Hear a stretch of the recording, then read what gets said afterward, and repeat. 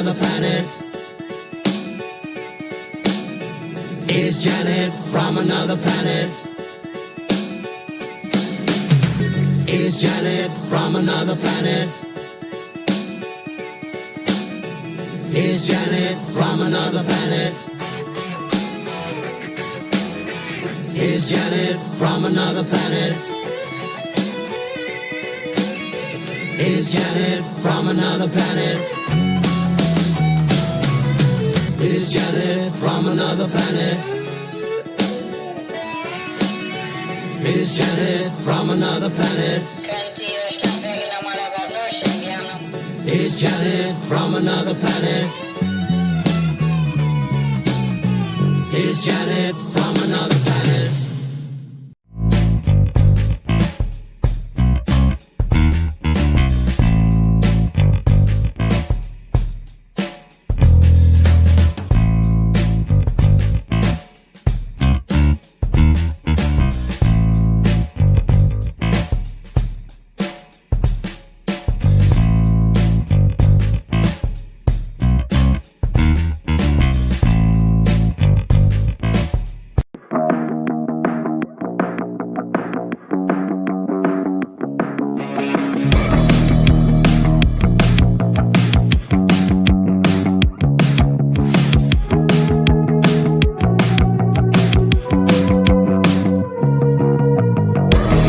The opinions you're about to hear on this show are strictly those of the panel. Today's digital landscape with the spread of false information can lead to dangerous outcomes. It's crucial for everyone to think critically and verify sources and reflect on the impact of what they share. Let's promote responsible communication to ensure that truth prevails and actions remain rooted in reality. The following program is rated TV MA-LSV. It contains strong language, sexual situations, and violence. It is intended only for mature audiences. Hello, hello, hello. Welcome to the Friday Night Shit Show. So thank you for joining me, Ruben. How are you? I'm rooted in reality. Sweet too. I haven't heard from Bruce, so hopefully he'll join us in a little bit. I sent him a couple messages. I just hope he's had a good day and he's not feeling bad or anything. But I just want to say thank you to you for hanging out with me tonight. Yeah. Appreciate it. Glad I'm here. But let's see who's in the chat. Oh, hi, Jackie. Thank you for helping me tonight. I know you don't get to stay the whole night and everything, but thank you so much. And baby girl's in here, and so is Lloyd, Christmas, and Hardwicky. Hello. Thank you, everybody. I really appreciate it. And everybody, hopefully if you've heard from Bruce, just let me know. So he hasn't been able to contact me or anything, but at least I'll know that, he's all right. They didn't get hurt at work or something like that. I hope it's nothing bad. You hope not. But yeah, we have had a lot of shit going on. It seems like every time I got my timeline on X, there was something new coming out today. And the first thing I wanted to start off with was this whole thing about this guy that was involved in the October 7th attack in Israel, was living in Louisiana, right near people I'm friends with.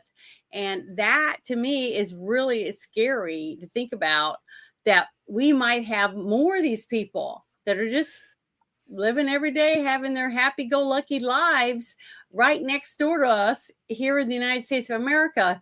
If you guys can go back and look at some of the stuff these people did. I mean, they were raping multiple men, raping women where they were bleeding, from everywhere, and then dragging them behind trucks and doing all kinds of horrible things like that. And these people, they just found one of them living right here in the United States of America in Louisiana. This is just disgusting, the thought of it. But this is the guy right here. Right here. His name is Muhammad Anan something. I can't pronounce his last name. Sorry. But I will share this link in the chat. This is scary. I mean, this really scares me to think that these people could just be living right next door to us. You know what I mean? That is horrible. A horrible thought. Welcome, Bruce. Hey, how's it Are going? you okay? Oh my God, it's Bruce. I'm fine. I just had a long conversation with family. Okay, well that's Oh. good. I'm just glad that you're all right dear. and everything's fine. I'm glad that you're excited to join us, though. I really am, because we got a packed night tonight. And my first thing I'm showing is this guy that they found in Louisiana that was a member of the group of terrorists that killed all those people on October 7th in Israel. Did you hear about that? Mm-mm. But that's what this guy is. This guy, they found him in Louisiana. And I'm like, you got to be kidding. This is really, really creepy, the thought of this. It says the federal prosecutors accused a man in Louisiana of participating in Hamas October 7th, 2023 terrorist attack on Israel, then traveling to the United States on a fraudulent visa, according to these unsealed court documents. Yeah. So I'm going to share. I can't pronounce his name. Can you read that? One of you guys pronounce this? Alibaba Jabba Jibba Jihad. Hala hala. Whatever it is. Squiggle person. Whatever it is. It's a squiggle person. That's all it fucking is. Yeah, but look at this guy. This guy was living in Lafayette, Louisiana. I've been to Lafayette many, many, many times. And he worked in a local restaurant, just having a grand old time after all that shit that they did. And they still haven't been able to turn over all the bodies yet. Because they took them down under these tunnels, if that's the truth. I mean, who knows what they did with them? They probably could have left them out in the street. Who knows? Just dumped their bodies in dumpsters or something. Because that's how I feel about them. But I just wanted to start off with that to let people know that this guy was just having a great old life in America, thinking it's great here. Like all these honey pots after me. It's crazy. It is great here. Yeah, waiting for his next chance to hurt people and do something to someone. I mean, just disgusting thought of it. Oh, it gave me the willies. But that I just wanted to start off with that one because it was something I didn't even know until later on today. When it came message for the CIA. I'm uncorruptible. It's just scary to think how many people just wandered over a border like it was no big deal. Who cares, But here's another thing that I thought was pretty good, and I wanted to start off with it because it says not both sides left wing, and I wanted to share this. Oh with yeah, everyone. this one. I remember this one. Yeah, if you've seen it. Well, here we go. Don't give me this both sides bullshit. Mr. Director, I want to ask you, the man who tried to kill Republican congressman at the congressional baseball practice, nearly killing House Majority Leader Steve Scalise, left-wing or right-wing violence? Sir, I believe it was a left-wing ideology. Okay. Burned down cities during the Summer of Love in the George Floyd riots, left-wing violence or right-wing violence? Left-wing. The Waukesha Christmas Parade massacre, left-wing or right-wing violence? Left-wing. The Lee Zeldin stabbing attempt, left-wing or right-wing? Left-wing. The Covenant school shooting in Nashville, left-wing or right-wing? Left-wing. The Butler, Pennsylvania assassination attempt on President Trump, left-wing or right-wing? Left-wing. The Trump International West Palm Beach assassination attempt, left-wing. The Abundant Life Christian school shooting, left-wing. The United Care CEO's murder, left-wing. Tesla's burned, keyed, damaged, firebombed, left-wing, left-wing. The murders at the Israeli embassy, left-wing. The ICE facilities firebombed, left-wing. The Minnesota Catholic school shooting, left-wing. The anti-white Charlotte and North Carolina stabbing, left-wing. The attempted Utah News State firebombing, left-wing. And now, of course, the culmination of this vile trend, a left-wing assassination of Charlie Kirk. So don't give me this both sides. If we want to get to unity, let's be honest. Let's be honest. I just don't want unity anymore. I mean, if all they're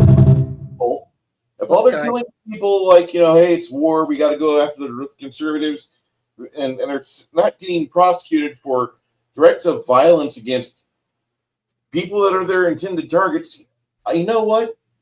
I'm not going to fucking say, hey, let's come together. No, that's not going to be my message. Ever again. I'm fine being a dickhead. I want to come together. I mean, you're right. Oh, sorry. Not that way. Sorry.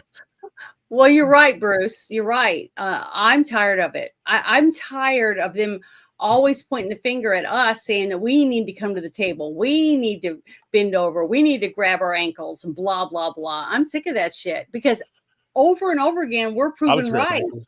They're the ones that are doing all this shit, not us. You know what I'm saying? And it's a fact. And evidence is proving it day after day after day. And we need to start saying it day after day after day, like they do with us. Every single thing they've accused Trump of, guess what? It's coming out and they're being indicted for doing it. All of it. They've done all of those things. So I'm loving this.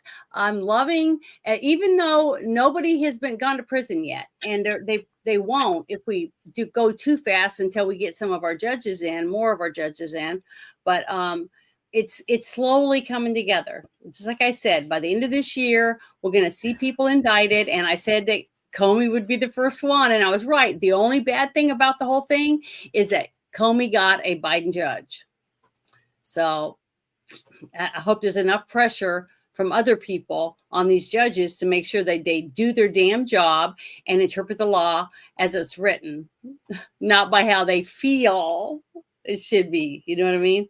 So as long as we can try to do that, I think that maybe we have a good chance of actually seeing some of these people be prosecuted for all the bullshit they've been doing over and over again. There is a difference nowadays, because there has to be. Because what do we know about the system? It's corrupt. It's fucking corrupt shit and slanted towards the fucking left. So this is why, yes, we go down the legal path, but we push the legal path to the proper action. This is not just the idea that they have to be prosecuted. There has to be a debate. There has to be a push out there. And again, it gets to the point where I have to basically do it myself in a way, if I will do that, as I don't do, because I have been working diligently on things like this, and it's very, very easy to do. And I'm going to unleash it very, very soon, because again, it's so simple now, where we know they have bullshit. I tested it earlier, if you remember, a few weeks ago, when I was rebutting everybody, and then they said, "Hey, are you a bot? What's going on here?" Because I was bringing the receipts. Because that's what people don't understand now. The media is no longer the media. We know this. It's an intelligentsia. It's marketing. That's all it is. Correct. So anybody that beats against it will get pushed back. And that's where we have to have the pushback. And we have to have those people that are willing to do something, to put their neck on the line. Well, per se, to put their face in the or the neck on the line, per se. Sorry, prior with Charlie, that things like have to be done, because it's going to get worse. I see very, very dark things happening very, very quickly if we don't correct it now. These prosecutions, people that you had Comey, now you have Bolton going on. It's a slow process, but you know they're winning because of one thing. What is the Democratic response? No kings. That's all they have. Trump's a dictator. They're not saying shit about what he's done in all of the accomplishments he's done. It's easier for the Trump to negotiate with Hamas than with the Democratic Party, and you know that something's fucked up. Yeah, it's definitely messed up. But that's the thing. That pressure has to continue. Remember, they gave the Emmy, I think it was to Stephen Colbert. They gave a speech or a standing ovation to Jimmy Kimmel. His ratings plummeted. It's going downhill. You have the coalition, things that are going on our side. We're gaining ground. But again, the Democrats are just one pillar. They've already fallen. They're fallen. You know what's happening in New York right now with Mandani. There's a lot of bad shit's about to happen. It's already happening in Dearborn. Mhm. Bruce knows about this. It's all already happening here. It's always been happening in Dearborn. What? It's always been a shithole. I know, but even more so now. But the point is, we have the guy in Louisiana. We have these prosecutions coming. Things have to change. They don't Well, change. I Then, have something Go that ahead. I was shocked when this came across my timeline, because this person that suggested pushing this is not a person that I ever suspected would try to do something that I felt was right, because they've always gone against Trump. But I've been talking about the Smith-Mundt Act for quite a while. Did you see this whole thing? It says Tom Massey introduces HR 5704 to repeal the Yeah. Thank 2013 God. Smith-Mundt Modernization Act. Can That's you believe great. this is the person? Yeah, But- yeah, it's but great. This But is do you know who awesome. else will? You know who else is going to be a senator? I think is going to come around. Who's coming around? Who? Fetterman. Oh yeah, Fetterman. Ever since he had surgery, he seems to be smarter and smarter to me. Which So is sounds like bad, which but is that's so what's ironic happening. that we were like, oh fuck, this guy. At least we got Oz, but then it turned out to be okay. I guess it's like Can't whatever. sell the fucking Olympia Dukakis, but we can make sure the fucking the Lurch gets it, and he's all right. He puts his stamp on it. Yeah, but that's the whole Hey, idea. the That was thing is- their whole premise with Fetterman. But again, Mhm. that's the thing. That's what you have to remember, and everyone knows this. We knew that they were putting Fetterman out there because they could control him. That was their plan. And look what happened. It backfired. Mhm. Trump was put in jail. He became a garbage man. And then he became a fry cook. And Yeah, then he's and done look at all all this that. He 34 felonies. Look what he did. He saves the world. But it's hilarious because Trump's doing all that stuff, and it's great that we have a president that actually wants to go to work and do that sort of thing, even if he's giving the food away for free from his own money. But but did you see that he also worked in his own hotel as a busboy and as Yeah. a luggage guy, and he went up to a room and did work with the maid Right. to make the Yeah, he's bed, done it before. vacuum and He's done stuff. it before. Yeah. he's Yeah, done all that. Well, that's a thing. That's a thing. It's like he reminds me of a gunny sergeant. Mhm. He's hard ass, but he's done the shit. You see him. I don't know. I think a lot of people here in the chat, and again, we are also to blame per se. He's older than us, so we don't know him. But if you look back at his history, the 60s and 70s, what he did, he was out there doing stuff all the time. He was like out there on the construction site, meeting with people. He got shit done. What happened? Oh, he was talking about. I'm just showing some of the things that the people are saying in the chat. Oh, I guess he was talking about Charlie's funeral. oh, No. okay. No. His friend died at the age of 30.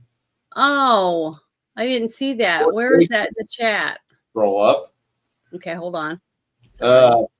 I said, rest in peace to your family member, blah, blah, blah. And he's like, it's not my family. It's a friend who had Dutchins or some, however you pronounce that French looking word.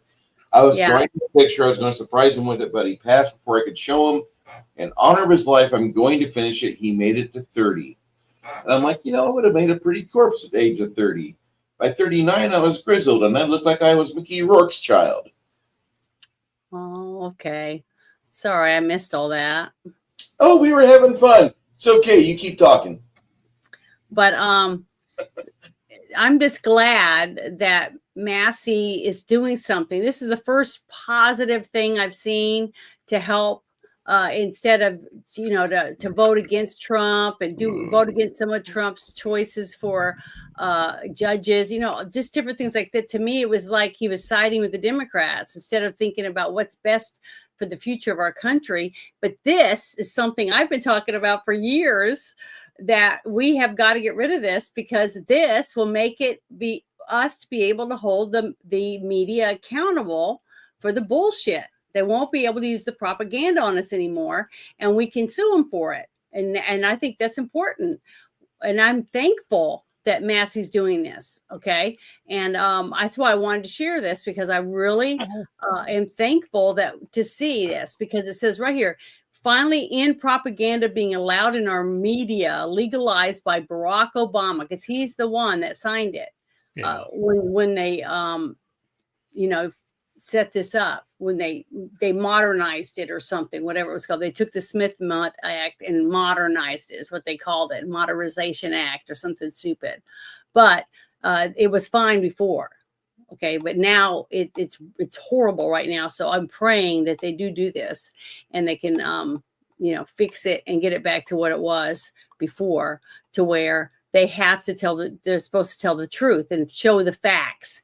Like when the news used to sit and they say, oh, this happened, that, and blah, blah, blah. This person was arrested and they were arrested on these charges. And that's it. They don't add their 2 cents or anything. They just put the facts out there, and you let us, the people watching, decide what we want to believe, instead of them pushing one way or another. And now if you watch a show like, what was it? Sean Hannity and Combs. Remember that show? Mm-hmm. It was on the news. Well, there was 2 sides, and you could listen to both of them talk about something and decide which side you wanted to believe. That's what you had even before that. You had Crossfire. Yeah, but what I'm saying is you were the one to make the decision. It wasn't them saying, well, I don't like this, and I just think, like what you get on The View. I don't want The View. The View is not the news, you see. But people take it as it's news, and it's the truth, which it isn't. It's their opinion, and that's opinion news. That is not the news. And thankful for this, and I can't wait for this to get taken care of. But I wanted to play this for everybody really quick, because this, I was excited about it when I saw it, because I know I beat this like a dead horse, but I can't help it. I'm so thankful to see something this good come out of it, and I'm glad Massey did it, because that is that lifts him up for me. It makes me feel better about him. But here we go. Are you familiar with the Smith-Mont Act? Is that the 2011, 2012 thing where Obama allowed people to use propaganda against United States citizens? Yeah, that was what was done then under Obama was the effective repeal of it. It was called the Smith-Mont Modernization Act. But the modernization got rid of the whole purpose of it, the firewall, because at the time the media and media control was seen as the linchpin crux of winning the Cold War, piping in pro-U.S. Media influence because everything moved after World War II from kinetic warfare and military occupation. We used to militarily occupy the Philippines, for example, after we won the Spanish-American War, but that was banned under international law, territorial acquisition by military force in 1948. So we had to win elections, and we had to influence the passage of laws in foreign countries by having an apparatus inside those countries that influenced the hearts and minds of people, which influenced who they voted for, which then determined the government. So you had to move towards political vassalage rather than military occupation. And what the Smith-Mont Act did is, simultaneous with the creation of this in 1948, Congress recognized the Frankensteinian monster they were creating by authorizing a covert, permanent Department of Dirty Tricks, and this is their phrase, not mine, to do this cloak and dagger, to infiltrate and co-opt the universities, the unions, the media, the politicians, the judges, the whole swarm army. What I have been calling for a long time the USAID Truman Show, because it's these people in these foreign countries have no idea how many of the things they interact with that are effectively a movie set being constructed by the U.S. State Department and its sister influence orgs. But the point that I'm getting at here is the Smith-Mont Act in 1948 said, okay, you guys can do this. State Department can do this. CIA can do this. USAID, when it came along 13 years later, could do this. But so there was a guy named Frank Wisner who was known as one of the godfather figures of the CIA.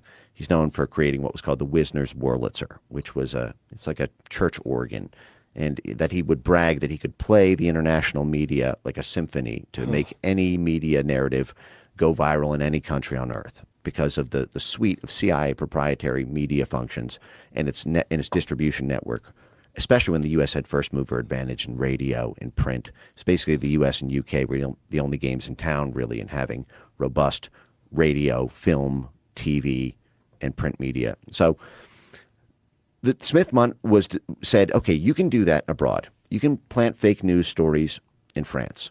You can, have propaganda blare into Africa or Western Europe or Central Asia, but that can't come home. You can't psyop our own people with your propaganda organ abroad, because the whole point of authorizing this is that we get cheaper gas, we get import-export markets, we get a high standard of living, because if a foreign government doesn't want to give up its resources or allow a U.S. military base or allow joint partnerships or exports of goods or U.S. multinational corporations to operate there, then the American people suffer economically. So it was always designed to say, listen, you can do this dirty stuff abroad, but it can't come home. We have and even that protection, which lasted for 70 years, and we only lost it a decade ago. We're up against a much actually deeper, darker problem with this USAID scandal, and as people will see increasingly, the scandals that will break open at the Pentagon and the State Department, which is that we have a Smith-Mundt problem. What the fuck is being smoked? It's what's his name smoking? Joe Rogan? Cigar. Yeah, Okay. I think they smoke cigars. Yeah. I saw. Remember, Elon was on there, and Elon was smoking cigars too. I know. I think that's one reason why they use these big, heavy red curtains around it to absorb a lot of the smoke, so it doesn't go all over the studio. I don't know about that. I have no idea, but I'm just saying, like, what the fuck is smoking? Because it's being filmed in Austin. Having a lighter in Austin, my God, they're going to get arrested. Well, I've seen him smoke many times, him and his guest. How dare you, cigars.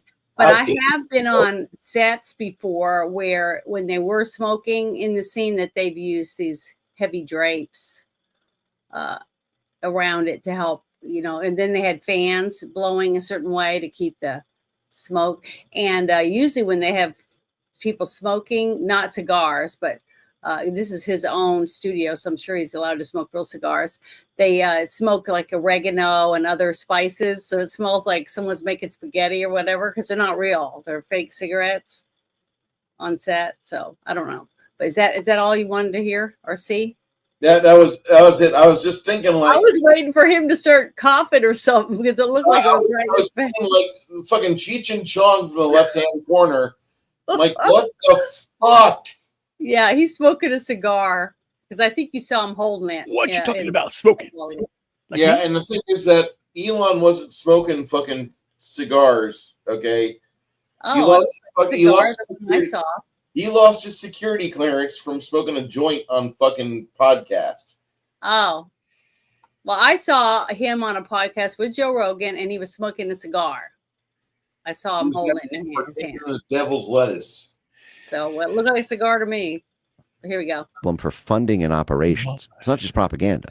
The Blob, our foreign policy establishment, can fund groups that effectively work with prosecutors domestically, or that work at media. Dual use. We give them foreign grants to do media propaganda abroad, but they operate here. Or social media censorship, to coerce foreign countries to pass foreign censorship laws that explicitly and are intended to attack U.S. social media companies and in U.S. peer-to-peer speech. So we need that protection. If we're going to keep this function at all, we need a hard firewall and absolute grotesque penalties for any violation. Perfect. So did you know did you hear about this news? No. Before I talked about it tonight? Well, I'm really, really thankful for this, because this is something I've brought in spaces. I've talked about it. I've shared links. I've talked about this for a while, because I think it's bullshit. And I'm thankful that Massey's said, well, we got to do something about it. And hopefully, I'm sure if we can not lose anyone in this next election, that we'll have people that will predictions. I have a prediction now. voted. Well, Voted. USAID is actually a CIA front. If you don't know this, it is, okay? And here's what's happening. Trump is shutting everything down. That has to be done, but there will be blowback. And that blowback, we have to be prepared for it. That blowback will be anything in with the five generational warfare that they'll do, the asymmetrical civil war.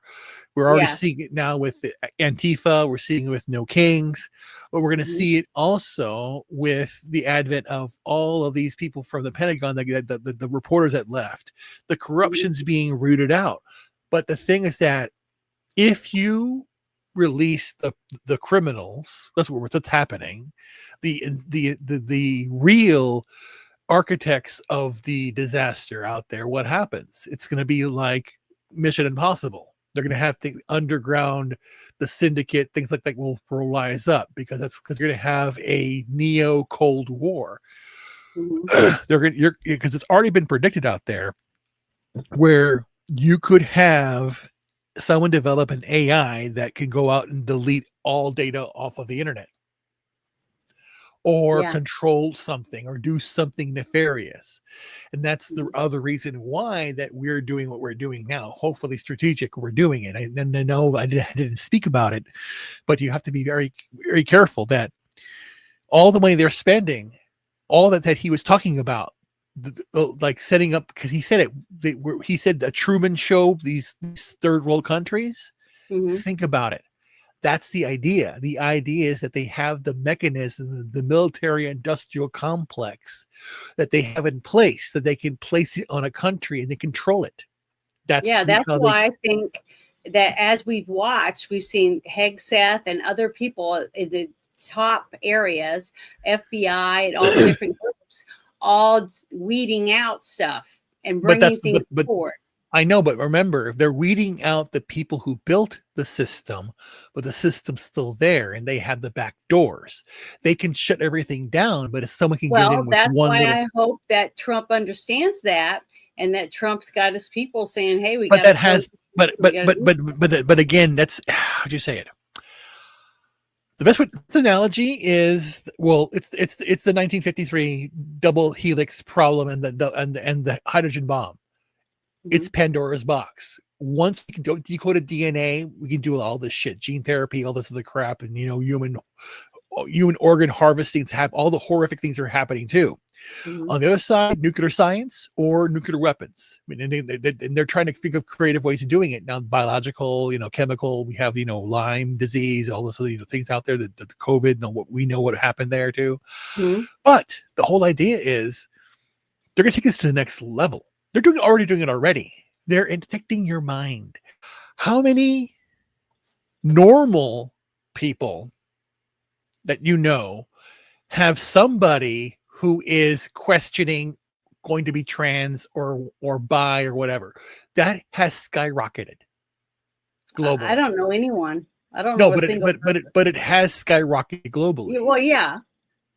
But I've been told too that since some of the things have happened with this administration and the money being cut off, that it's dwindling, that it's slowly dwindling. It is dwindling.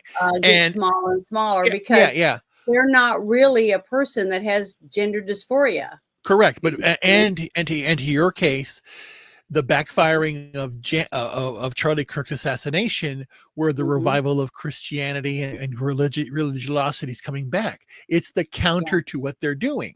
But we got to be careful. The counter to that is they're going to start doing nefarious shit. Blackouts, this whole 3-Eye Atlas thing, Project Bluebeam. Be careful. Just be careful what, things are still heightened. What's going on around us.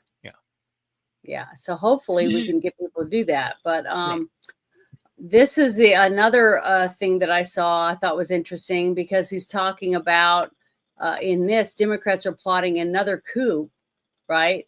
But this time they're trying to oust Fetterman, like you guys were talking about him earlier, because we're starting to see him butting heads basically with the Democrats, not going along. And this isn't the first time. I've seen him do it a couple of times earlier before Trump was even elected, where he was like, I don't agree with this and I'm not going to say this or whatever.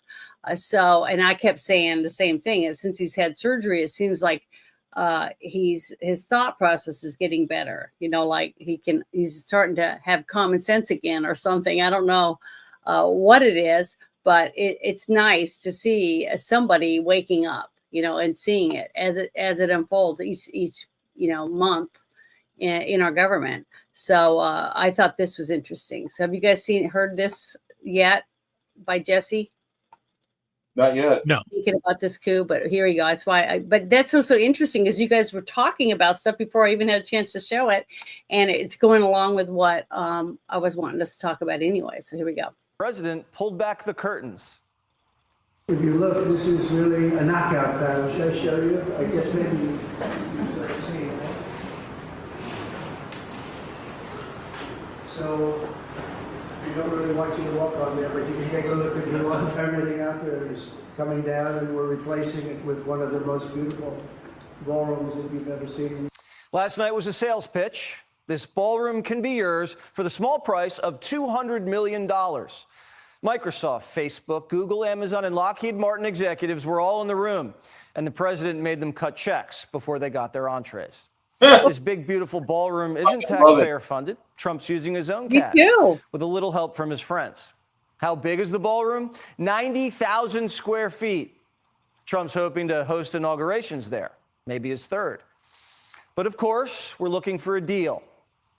We just gave out the excavation contract, and I guess he was in for 3.2 million.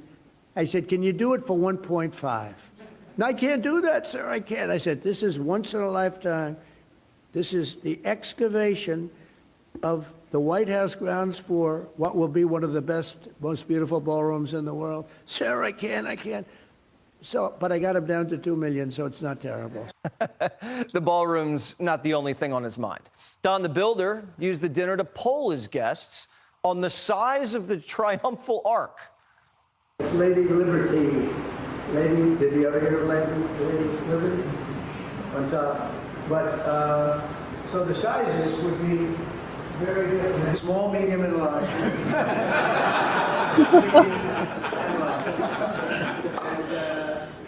Whichever one to look good.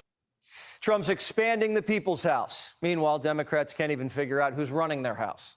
Squatters, AOC, and Bernie changed the locks, and now Schumer can't get in. And they threw their own party with CNN.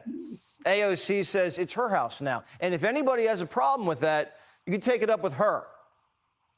So what do you need to see? What commitments from? I think we need to see ink on paper. I don't accept IOUs. I don't accept pinky promises. That's not the business that I'm in. AOC is the new Nancy Pelosi with a healthy hip.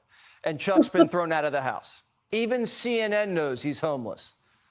We actually heard from House Speaker Mike Johnson today on Chuck Schumer. He said he's supporting the shutdown to prevent a primary challenge from his left wing. Do you think that's what's driving Senator Schumer here? No, absolutely not. It's such an insane suggestion. Alexandria can't hit that pitch. It's right down the middle. Everyone knows it's coming.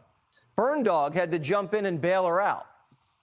But are you saying that Senator Schumer should not be worried about a primary challenge from you? I mean, all right.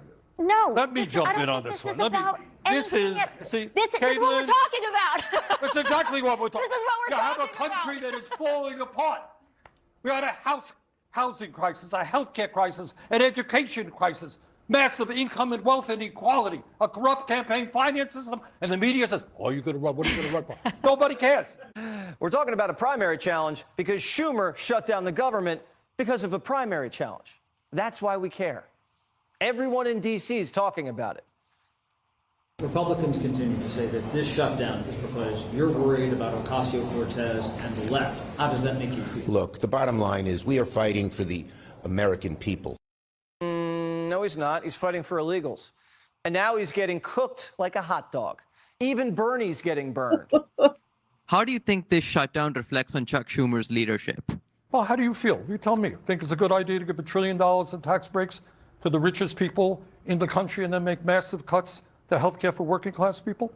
I think Chuck Schumer has voted for continuing resolutions 13 times in the last 4 years, and he has the opportunity to vote for one again, but he's refusing to come to the table.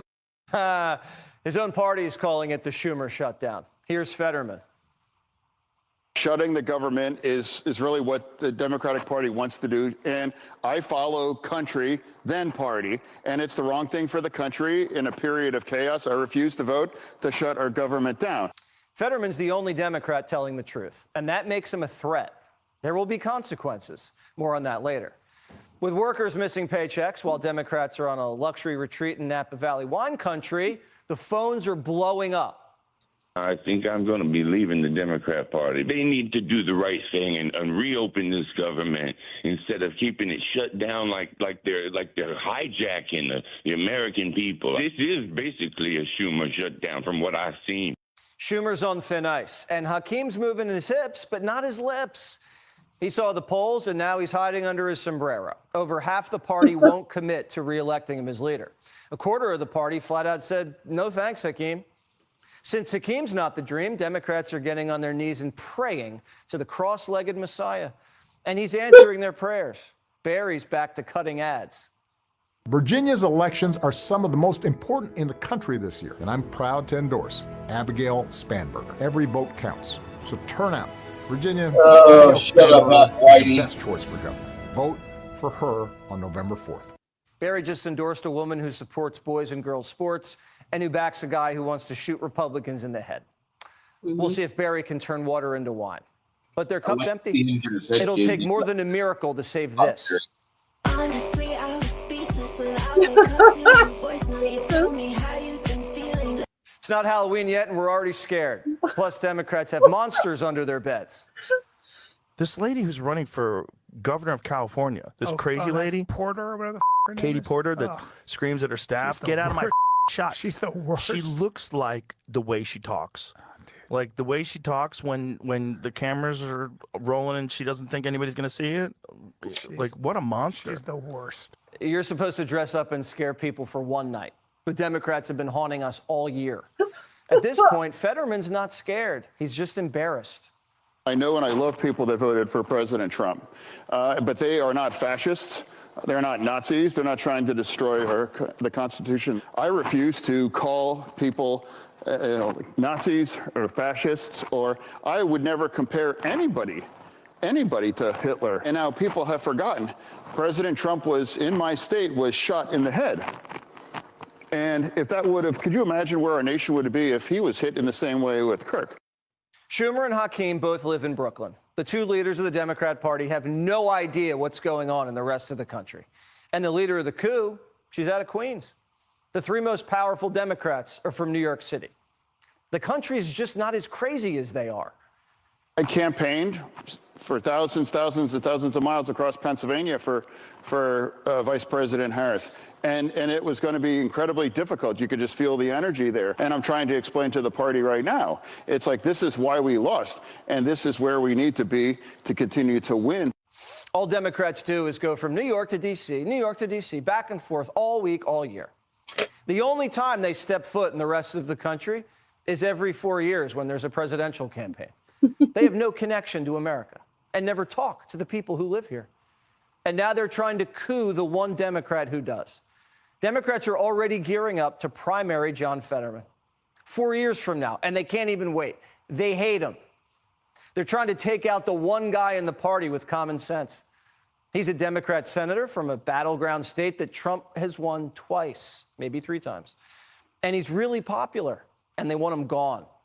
They just went through this whole autopsy, and they said they had to reconnect with the working man, be tougher on crime and illegals, drop the trans stuff, and stop. You'd like to see what? I want to see the actually unfucked with 2020 numbers. I want to know exactly how bad Biden lost. Because I feel that after seeing, not 2020, but 2020, the Biden victory, supposedly, I think that was so fucked with, like, to put it in perspective, like, there are kids that go into therapy out of the Catholic Church that are less molested than the fucking numbers on the 2020 voting rolls. Okay. And I would like to see exactly how much they had to augment the mathematics to make Biden a victor. I think it was millions. Yeah, it had to be. Okay, but remember when Hillary lost? Okay, remember that? The look on her face when Podesta came out and told her she lost. She didn't even go to half the states that she was trying to supposedly campaigning in because she thought the fix was in. Yeah. She thought it was her turn and I'm going to get what I want because she said heads are going to roll. She was pissed that she lost. And it was the reason we won is because more people showed up at the polls in all the different swing states and stuff. And then, in the states where we knew he was going to win, record numbers of people showed up and it outweighed the cheat. Okay. And so they couldn't cheat fast enough. And now it didn't work because they were prepared. And that's why you saw the really off ballots tallies that kept coming in. Like Trump would be way ahead and all of a sudden it would, seconds later, you'd see like that. And it would just completely, and the state where he was ahead by this many votes now lost those many votes. And now Biden was ahead. You see what I mean? It was backwards, the way that things worked. That's why I can't wait for us to finally see it. But the sad truth is the My Pillow guy, I can't remember what his name is. Wait a second.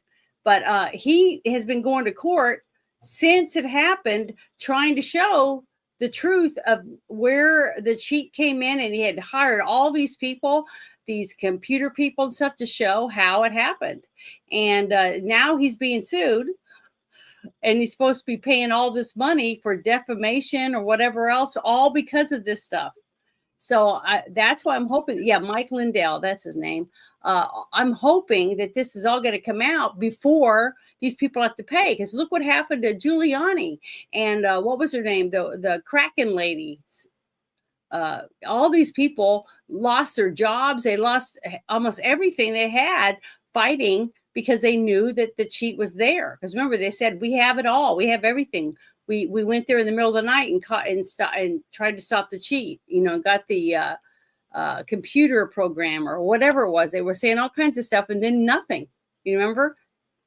It was like silence. Yeah. So to finally, Sidney Powell, thank you so much, Hardwicky. You're always so spot on with everything. It's great. But the truth will come out. It is coming out little by little, but it's going through all these courts, in all these different states and everything else. And this whole thing that's going to be coming up here in a little bit, we're going to talk about with Pence and Bolton, whatever his name is. Is it Bolton? Is that how you say his last name? Yep, John Bolton. Yeah, said it right. I just want to make sure I pronounced it right. But Pence's name has been brought up because the first thing I thought of that day on January 6th was all he has to do. You have all these people standing there in front of him saying, we have all this evidence that something fishy was going on in our state. All we need is for you to send back the ballots and let us get it straightened out. But Pence was the one to do it.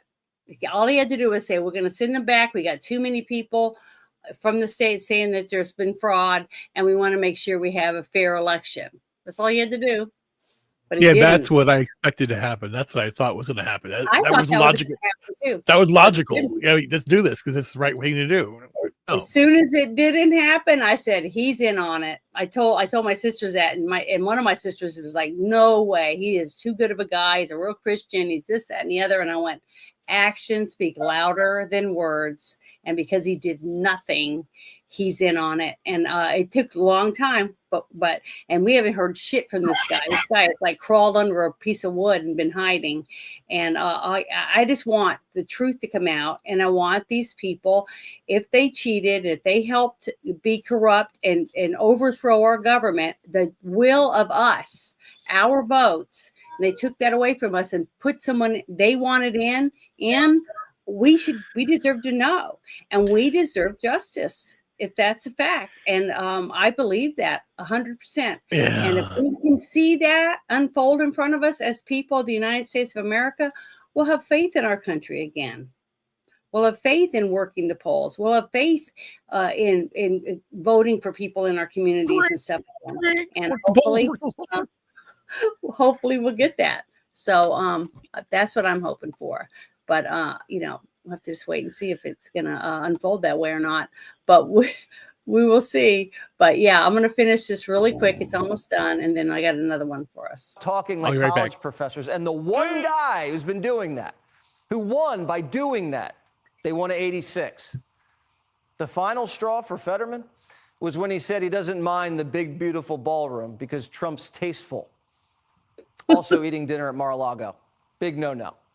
The only way Democrats can go to Mar-a-Lago is on an FBI raid. I'm really liking him. He is really funny. So I think it's great. And, their little quips are adding in there. Hello, Gemini. Say, thank you for stopping in. Hi, Jerry. Appreciate you stopping in. I really appreciate it. Yeah, they have to cheat a lot. But I truly believe that. And I'm wanting and I'm still hanging in because I really believe the facts are coming out little by little, but they're going to actually have good cases to take to court and be able to prove it in a court of law. And that's what we need. It can't be Trump throwing people in jail and all that, because we're never going to hear the end of it. We're already going to hear bullshit. Well, I'm still hearing people talking about the PP dossier, that it's real and that Trump's getting away with it and that Trump's on the Epstein list, even though the girls came out already said they never saw Trump at Epstein's Island.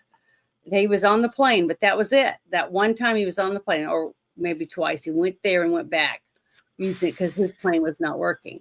So, it doesn't matter how much evidence you have. Some people are still going to believe whatever they want. There's nothing you can do about that. That is a fact. I mean, you have relatives. I'm sure everyone has relatives that do that stuff, and there's nothing you can do about it. Okay, well, this was let me see. Here's another thing that I found that came across my timeline that I thought was pretty interesting. It's from a student. She exposes a college textbook that labels Christianity as a U.S.-based white supremacist group. So I thought this was interesting. Yeah, I thought this was interesting. So here we go. So about a month ago, I came across a sentence in my textbook, and it read identities, describing identities. And one identity that it pointed out was Christianity. And in parentheses, the book reiterated that Christianity is a U.S.-based white supremacist group, which I was mind blown because the textbook did not describe any other identities besides Christianity. I had opened my textbook to read chapter 8, which was titled Contested Identities, Shifting Publics in a Globalized World.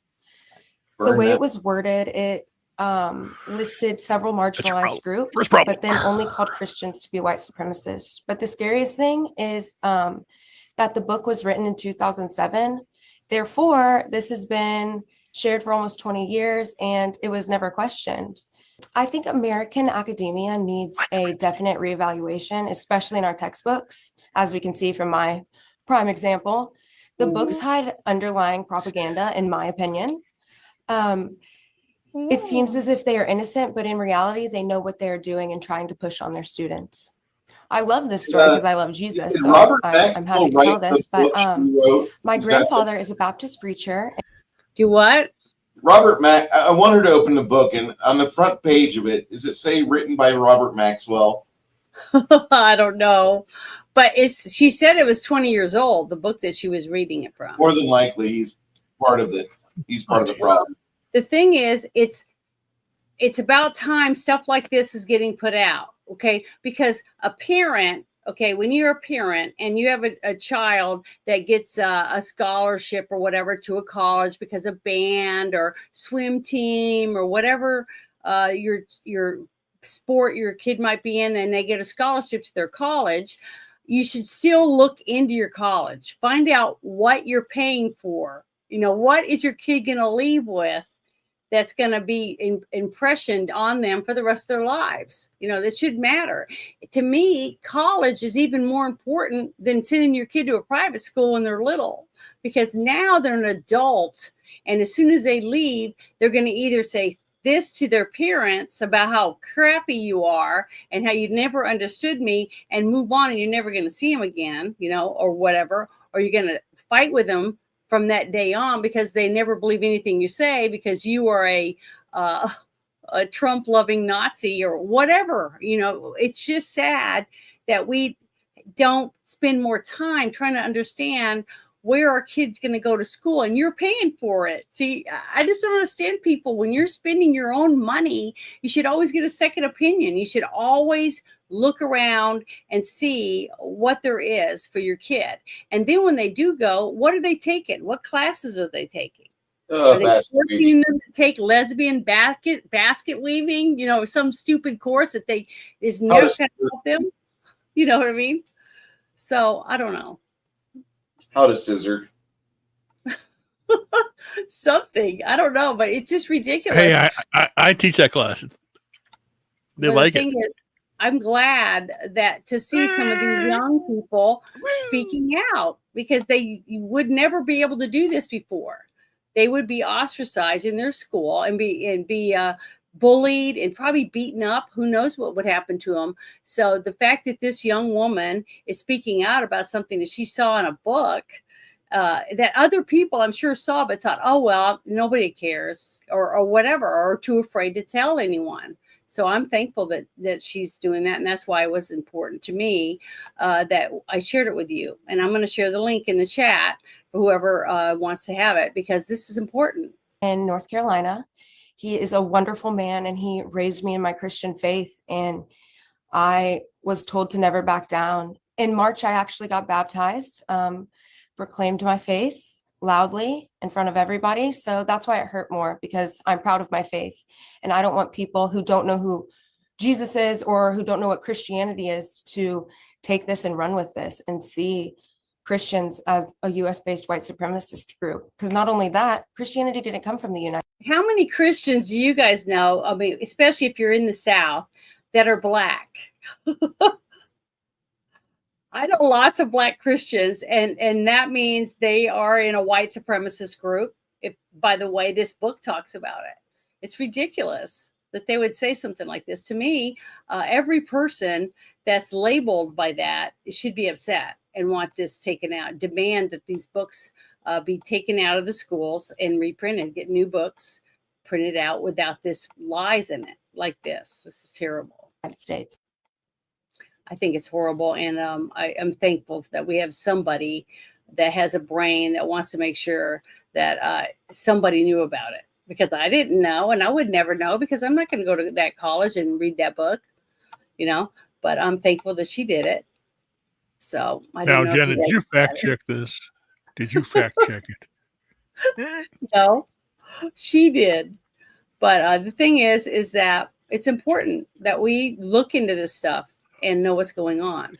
Okay, let's see what this next thing is. Oh, this is another Jesse thing I thought was really funny. So here we go. Here we go. This is great. It says, Trump got his peace deal in the Middle East and raced back halfway around the globe to make it back for Charlie Kirk's birthday at the Rose Garden patio. So I want to just open it with that. Here we go. Asleep. Now we're watching Trump, the man that never sleeps. I'm just tired looking at his schedule. In the last day, the president flew 14 hours to Israel, hugged hostage families, and delivered a speech to their parliament.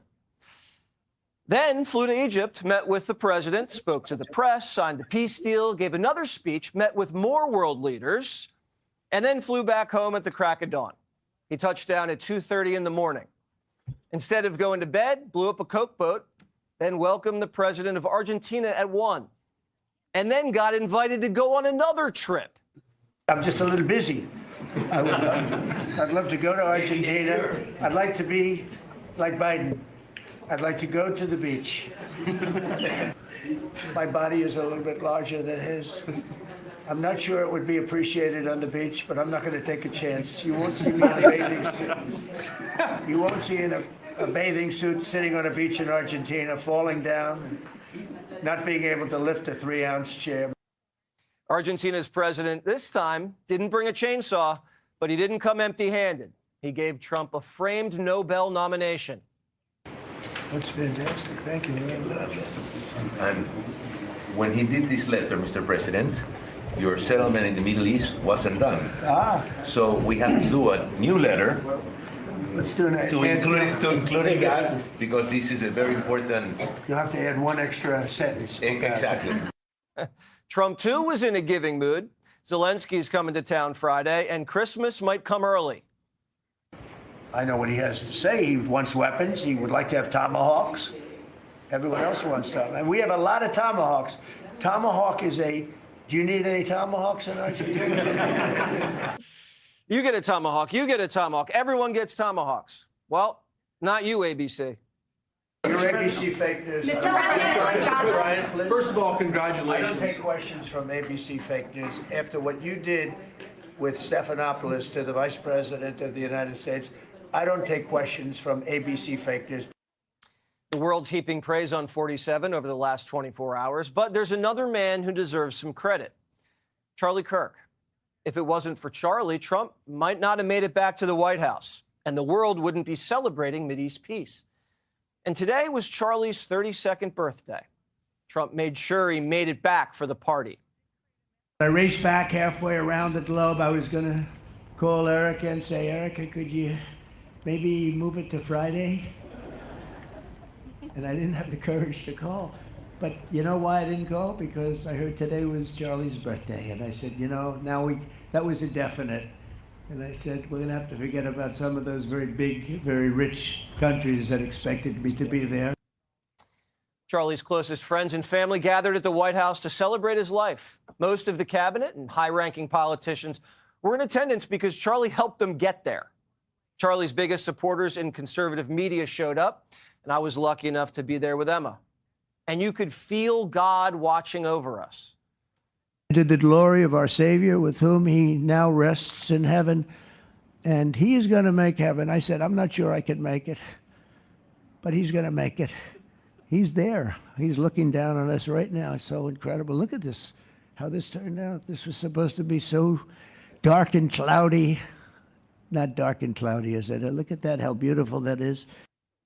Trump awarded Charlie America's highest civilian honor, the Presidential Medal of Freedom. The medal was originally established by President Truman in 1945. He was assassinated in the prime of his life for boldly speaking the truth, for living his faith and relentlessly fighting for a better and stronger America. He loved this country. And that's why this afternoon it's my privilege to posthumously award Charles James Kirk, our nation's highest civilian honor, the Presidential Medal of Freedom. Thank you. His widow, Erica, accepted the medal and said Charlie couldn't have gotten a better birthday gift. I have spent 7.5 years trying to find the perfect birthday gift for Charlie. And it's so difficult. And those of you that have spouses or loved ones, you know how difficult it is sometimes to buy a gift for someone that you love, because he wasn't a materialistic man, so that also did not help. But now I can say with confidence, Mr. President, that you have given him the best birthday gift he could ever have. But maybe an even better gift came from Charlie's daughter. She said, "Happy birthday, Daddy. I want to give you a stuffed animal."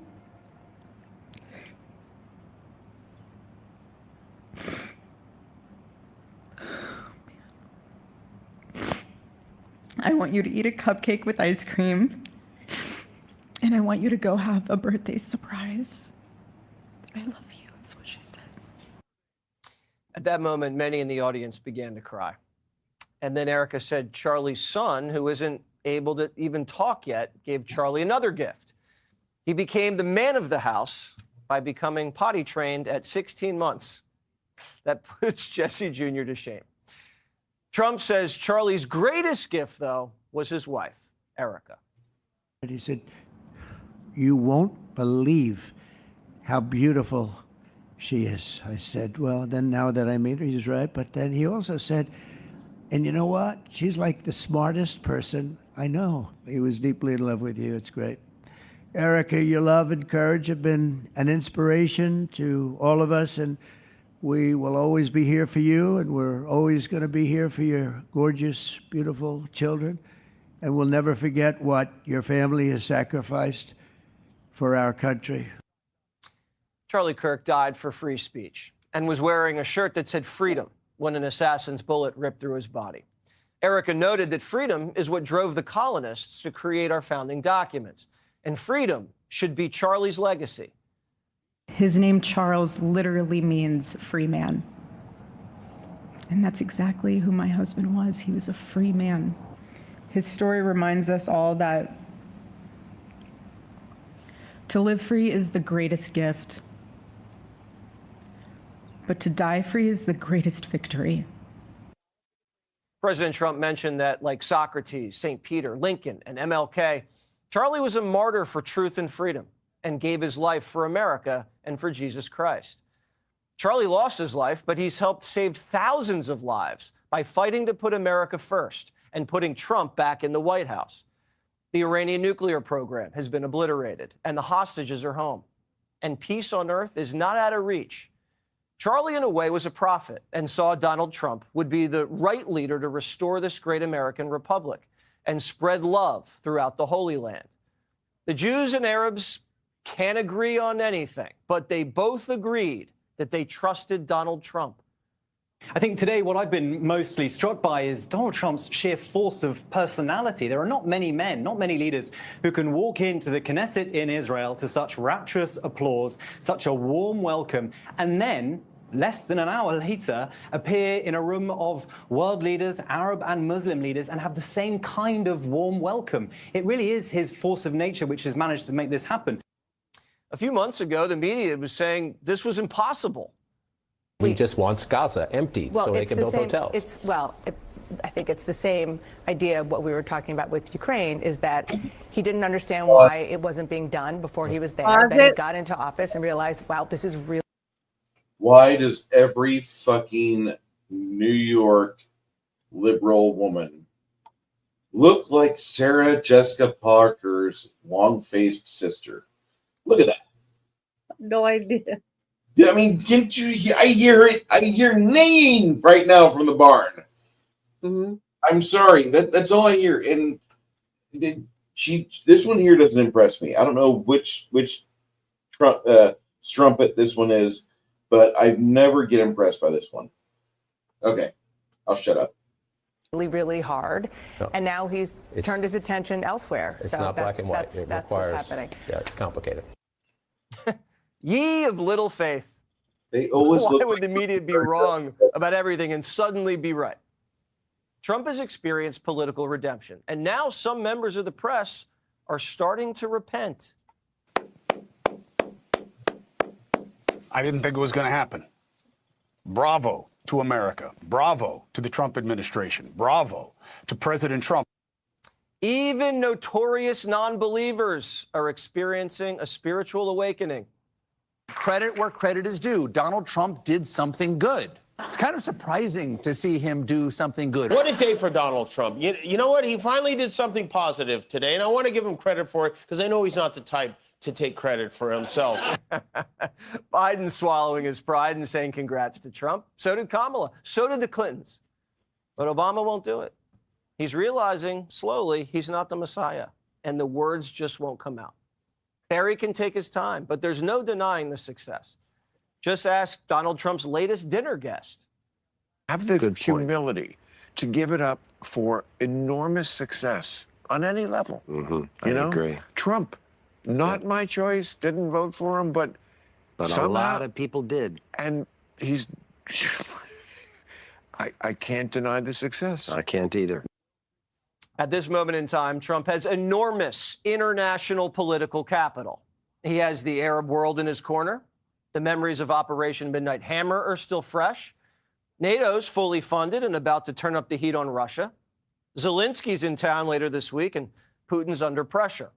The Monroe Doctrine's back. We call it the Dunroe Doctrine. And he's cut trade deals on the Pacific Rim with our allies, encircling the Chinese. Trump's meeting Xi Jinping soon in South Korea, and both sides are exchanging heavy blows over trade.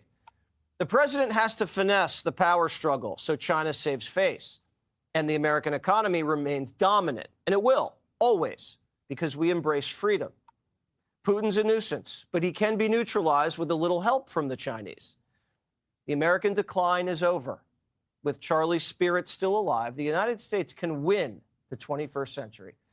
Erica said freedom without God is chaos, and urged those in attendance today to not live in fear.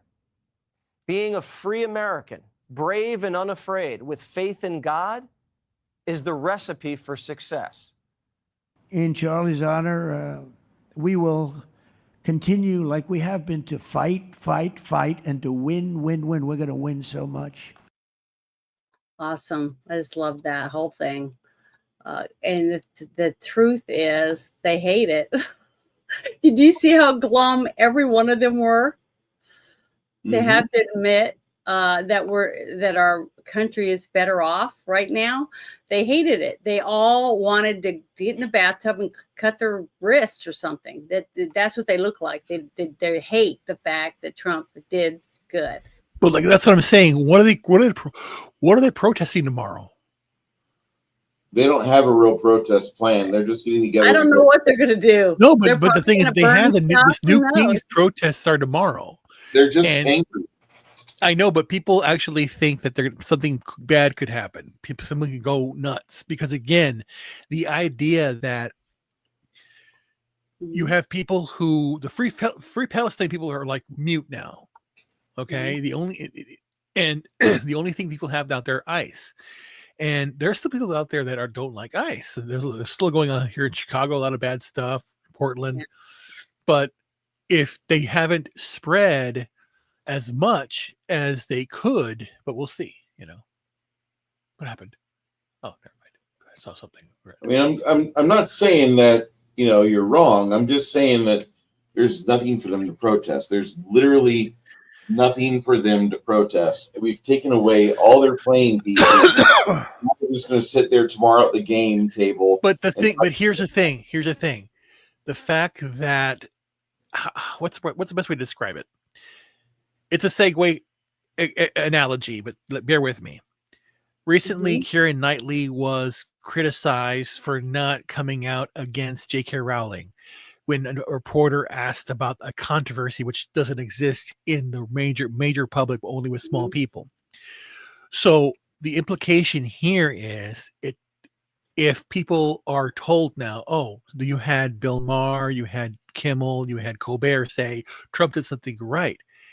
With somebody who's been told their entire life for the last 5 years, if they're like, a young adult, that Trump is Hitler, suddenly that he's good, that will mentally break people. Okay, that's why I'm saying that's why I'm saying it's all part of the plan. If you have somebody who constantly, and there's a meme out there, it's real, the one where like they're all Nazis, they're all Nazis, they're all Nazis, they're all Nazis. It's like that's it. But again, if you basically then break their worldview, and suddenly it's like somebody actually says, "Oh, ICE is doing the right thing," they're gonna go ape shit. They're doing it right now with actors and actresses that were used to be in LA or the Hollywood system have gone. So it's out there, but that's the next step. That's the next dark step that's going to happen. Where they went after Trump, they went after Charlie. They're going to go after actors, actresses, and influencers. I really, the next person I'm scared for is Caitlyn Bennett. It's going to be quite a few people. They've been doing it. And a lot of them are starting their own movie industry, setting it up to do movies and everything. And they hate them for it. They hate all of us. I told you about that sticker that I put on my window on my truck. It said Trump and he's doing this. He's sitting in the back seat behind me. And somebody peeled that off my truck. What? It pissed them off so bad that they felt they had to put their hands on my vehicle that's parked legally, wherever, and they peeled that off because of it.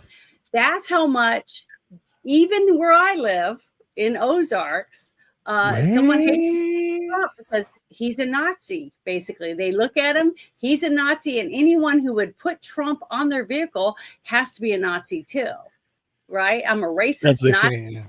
homophobe, whatever, You're just xenophobe, I'm not all those seeing things. it from our perspective, Janet. You what? You're just not seeing it from our perspective. You're just not an ally. Oh God. Well, all I know is that somebody did that to my vehicle because they were offended by a sticker on my car. But even if they had a sticker on their car of the devil or anything on there like that, I wouldn't have peeled it off of their vehicle because it's their property. You know what I'm saying? But that's what I'm trying to tell people is that these people don't have boundaries. Okay. They will, if they don't like your shirt or your hat or something about you, they will put their hands on you. They will get in your space. They will spit in your face. They will kick you. They will bite you. They'll scratch you. They'll throw stuff at you. They'll throw pee on you. They don't care because they have no boundaries. The only people that have boundaries are us. Okay.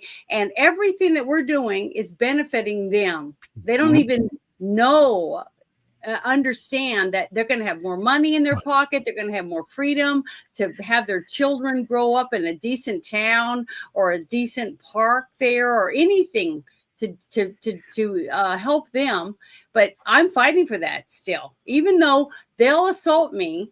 Okay, and I'll try to defend myself. And it's like I've already said. I'll probably die on my front porch defending what little I have because it's mine and I have the right to defend it.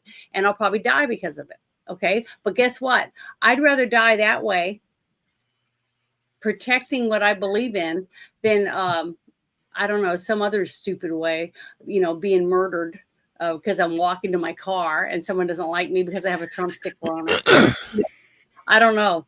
That's going to be a lame way to die right there. That's going to be stupid. I'm going to be murdered by someone. And then they're going to just put them right back out on the street to murder someone else because that's how they think. Because I don't agree with them, I don't deserve to live. And I've never done anything to anyone but try to help people. That's all I've ever done.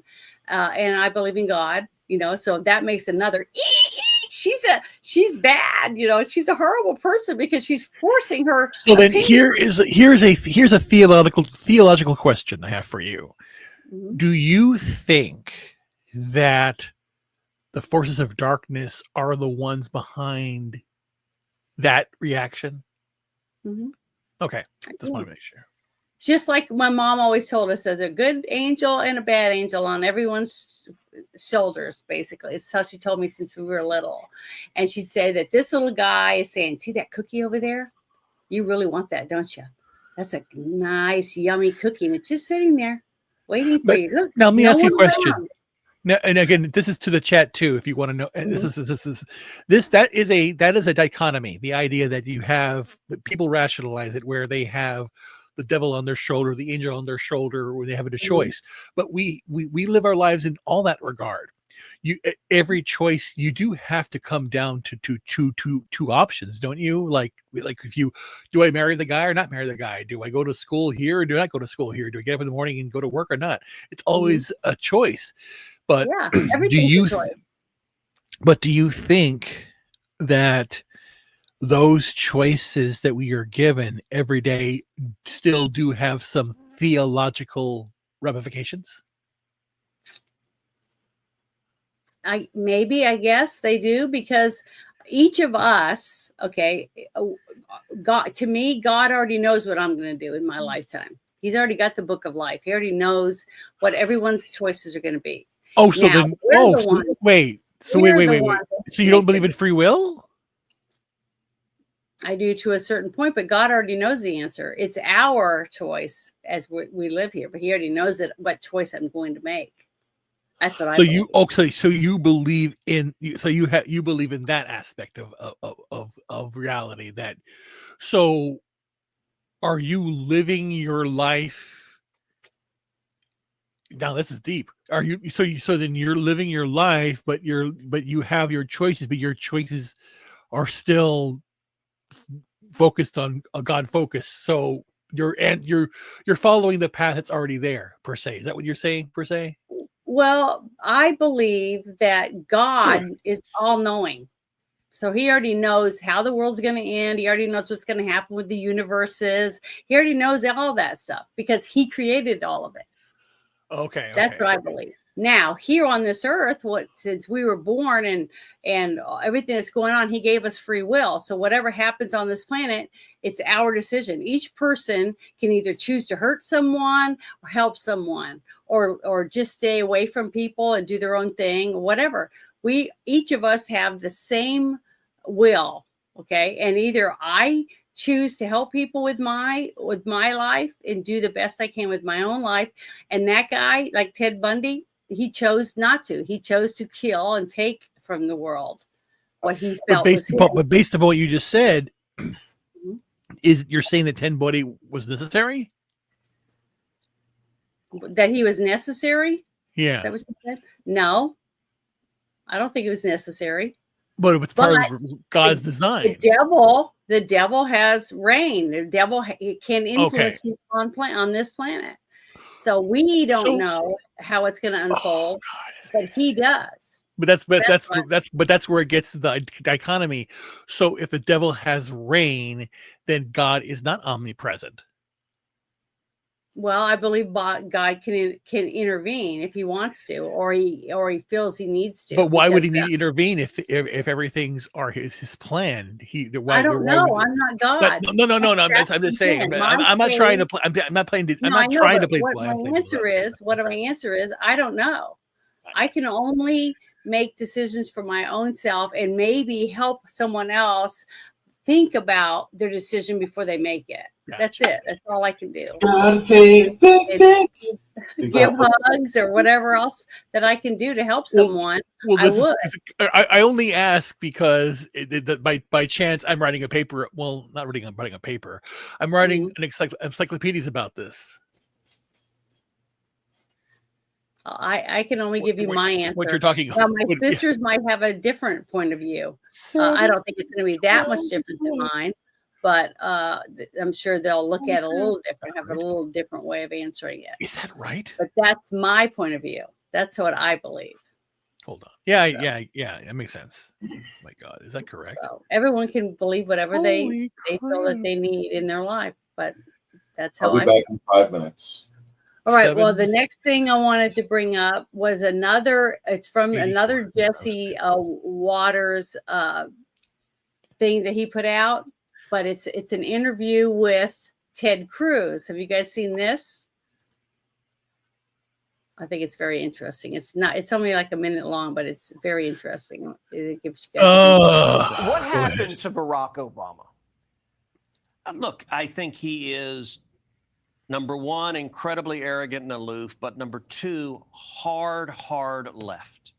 And you look at, listen, Joe Biden was not president for the last 4 years. He was not capable of it. He was not running. Question I get asked most often for years was who's running the White House? Me too.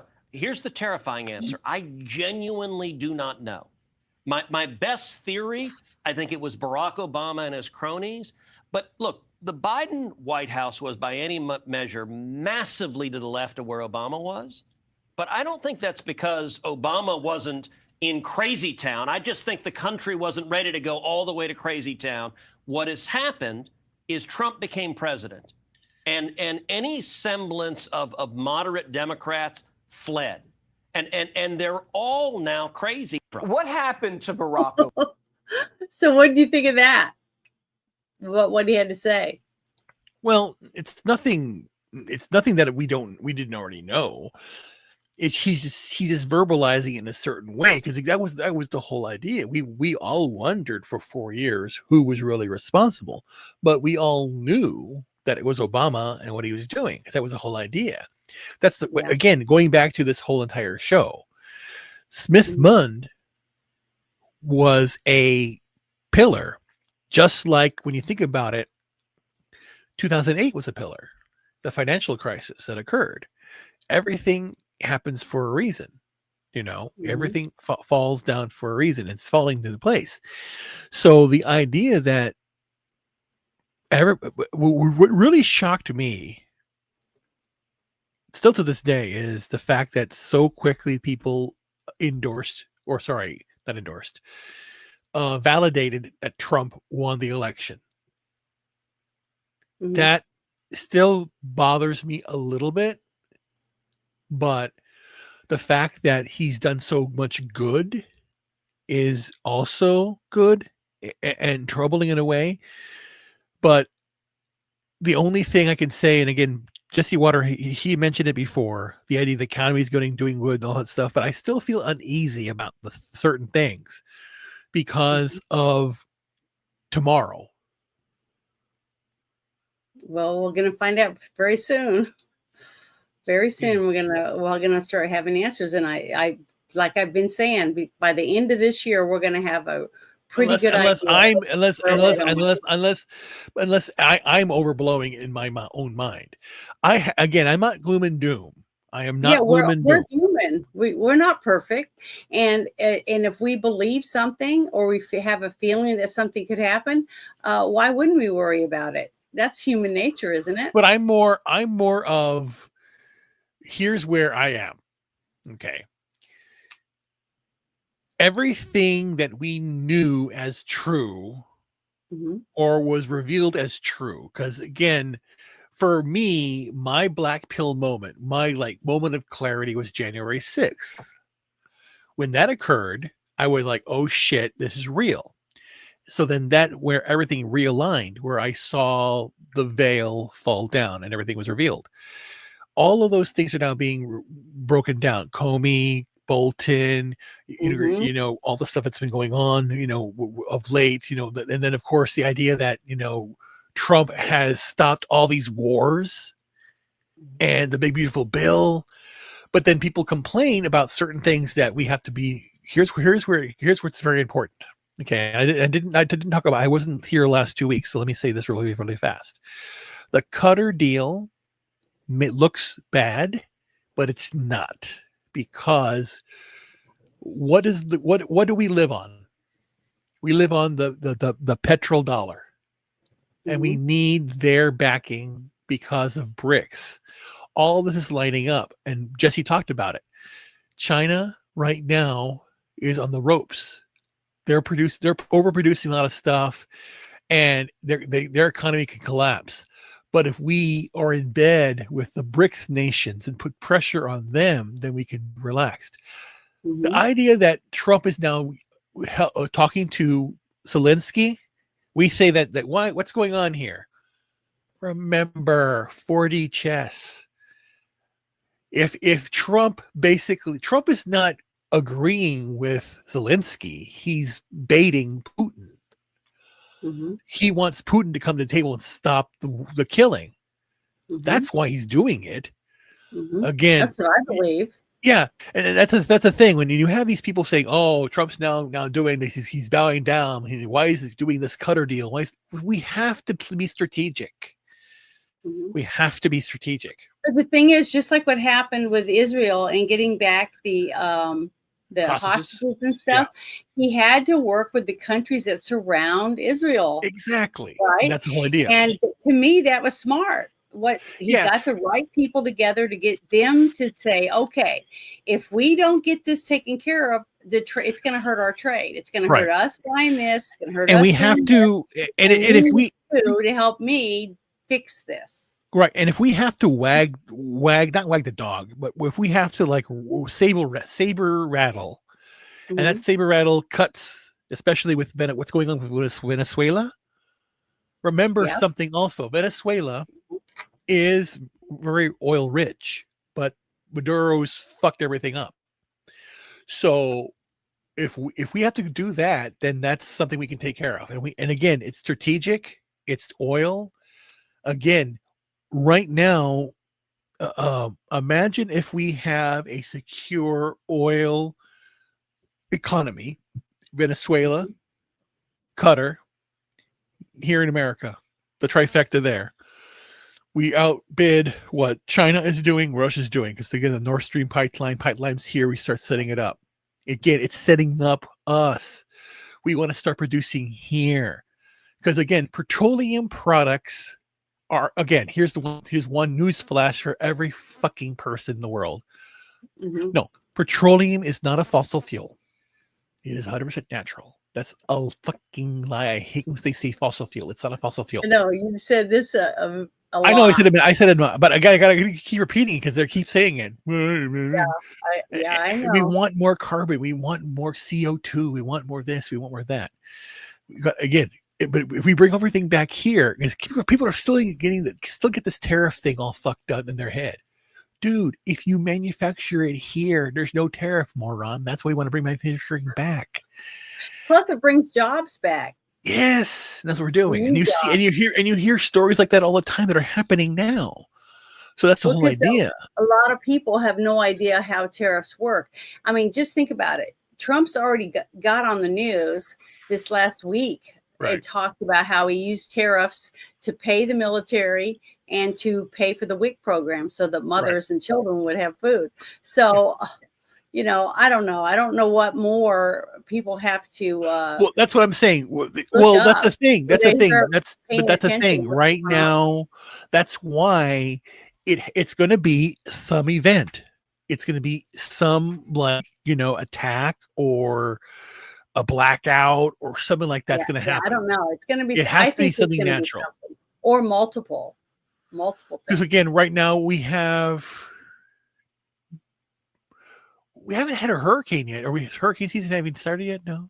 But it's supposed to tomorrow. I'm supposed to get some, tornado like stuff coming. Yeah, but a tornado won't do it. It has to be an earthquake. Earthquake or typhoon. Well, there was a lot of flooding in Alaska. You saw that? Yes, I did. It's terrible. So. But this was the part that I was leading up to about the whole Obama stuff with the Hillary Clinton, because we talked about it earlier. It says Hillary Clinton couldn't be proven guilty by the FBI from her infamous email scandal without taking Obama down with her. Obama used okay. Well, I'm just gonna play the video down here, but the thing is, I'm going to share this link so everybody can look at it and read it because there's just a lot of information in here. But this is the kind of stuff that I think is interesting. And the fact that she got away with it. To me, that's what's shocking. Hillary Clinton's emails on her unsecured personal server contained intelligence from the U.S. government's most secretive and highly classified operations called Special Access Programs, or SAPs. These are the crown jewels of the American intelligence community of the United States government. The intelligence community's Inspector General, Charles McCullough III, notified congressional oversight committees on January 14th. The letter says a comprehensive review by the intelligence agencies, who have final say on classification matters, found, quote, several dozen emails containing classified information at the confidential, secret, and top secret /SAP levels. That is even more sensitive than top secret and brings new scrutiny to the presidential candidate's handling of government secrets. If this information is compromised, we're going to suffer very serious national security damage. There's no mistake. You don't accidentally stumble across it and not realize what it is. Access to these programs is highly restricted and on a need-to-know basis only. The State Department spokesman had not seen the letter, but added, there are reviews and investigations going on about past email practices here at the department, and I am simply not at liberty to discuss the content. The new findings are striking, given Clinton's first public statement about her personal server. There is no classified material, so I'm certainly well aware of the classification requirements. According to court documents, former CIA Director David Petraeus was prosecuted for sharing special access program intelligence with his biographer Paula Broadwell. Both Petraeus and then Secretary of State Clinton were required to sign non-disclosure agreements promising to protect special access programs with the understanding that a failure to do so has significant legal consequences. I think this is a real test for the administration as to whether they're going to apply the law in a fair and equal way and treat Hillary Clinton the same way that David Petraeus was treated. A new email first obtained by the Daily Caller shows the State Department knew about the personal account as early as August 2011, and suggestions to use a government BlackBerry and a .gov account were rejected by Mrs. Clinton's aide, Huma Abedin. Brett. Obama Justice Department ordered federal lawyers to do and not to do concerning the Hillary Clinton email investigation. Chief Intelligence Correspondent Catherine Herridge tells us in sworn testimony on Capitol Hill, one of the insiders told lawmakers what she was told.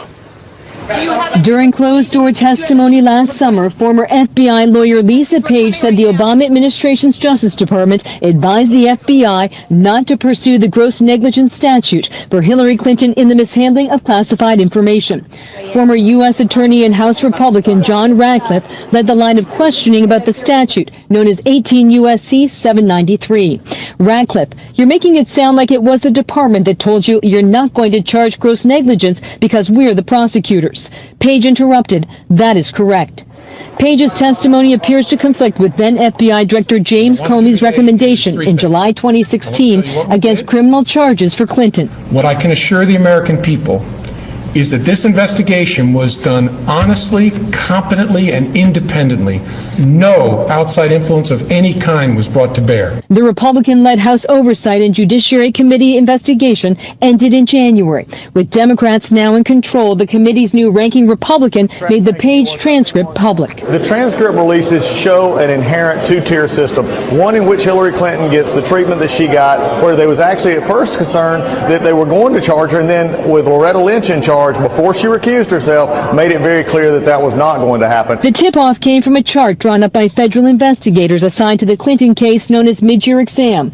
Fox News has confirmed that the chart listed possible federal statutes for prosecution. Next to gross negligence was a notation, quote, DOJ not willing to charge this. Only known cases are military. Cases when accused lost the information. In response to the Page revelations, the president tweeted the transcripts, quote, make the Obama Justice Department look exactly like it was, a broken and corrupt machine. The nation cannot move forward unless people are held accountable. And I mean very, very senior people, and they all know who I'm talking about. You know who I'm talking about, and I've said it many times. You know, it's the start with Obama and work your way down, right? I mean, then you're going to go to prison. You know, you're going to prison. You're going to prison for treason. Okay, treason. Well, I think that's important. And it's the fact that people are even talking about it now shows that the evidence is coming out. It's unfolding little by little. And we just have to have, okay. I got to check my email because that was 6 years ago. But the thing is, it's important that we see it and we get it out there because people can't be shocked by it when it does happen, because a lot of people, just like you said, they see something and they see the Nazis, right? And then all of a sudden the Nazi is now supposed to be good. So, you know, they're going to start having, people breaking down. And after seeing video after video after video of what's going on in Portland with these people riding bicycles naked, dancing around, throwing firecrackers, they're not normal. I mean, they don't act normal. I mean, what I would consider normal. Okay. It's just scary to think about it. And I feel sorry for all the people that are just trying to live their lives in that mess. It's just, I consider them normal. Really scary. But this next thing I wanted to bring up is about the border and some other things that it's going that has been coming out about, more information coming out about this stuff from Dr. Oz. Okay, because he's the administrator of the Centers for Media Care and Medicaid Services, stuff like that. So I wanted you guys to see this. I didn't know if you've seen it or not.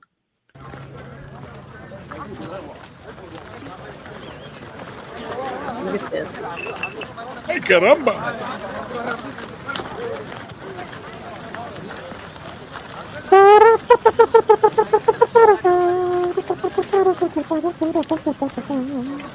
People just don't realize how many people came to our country.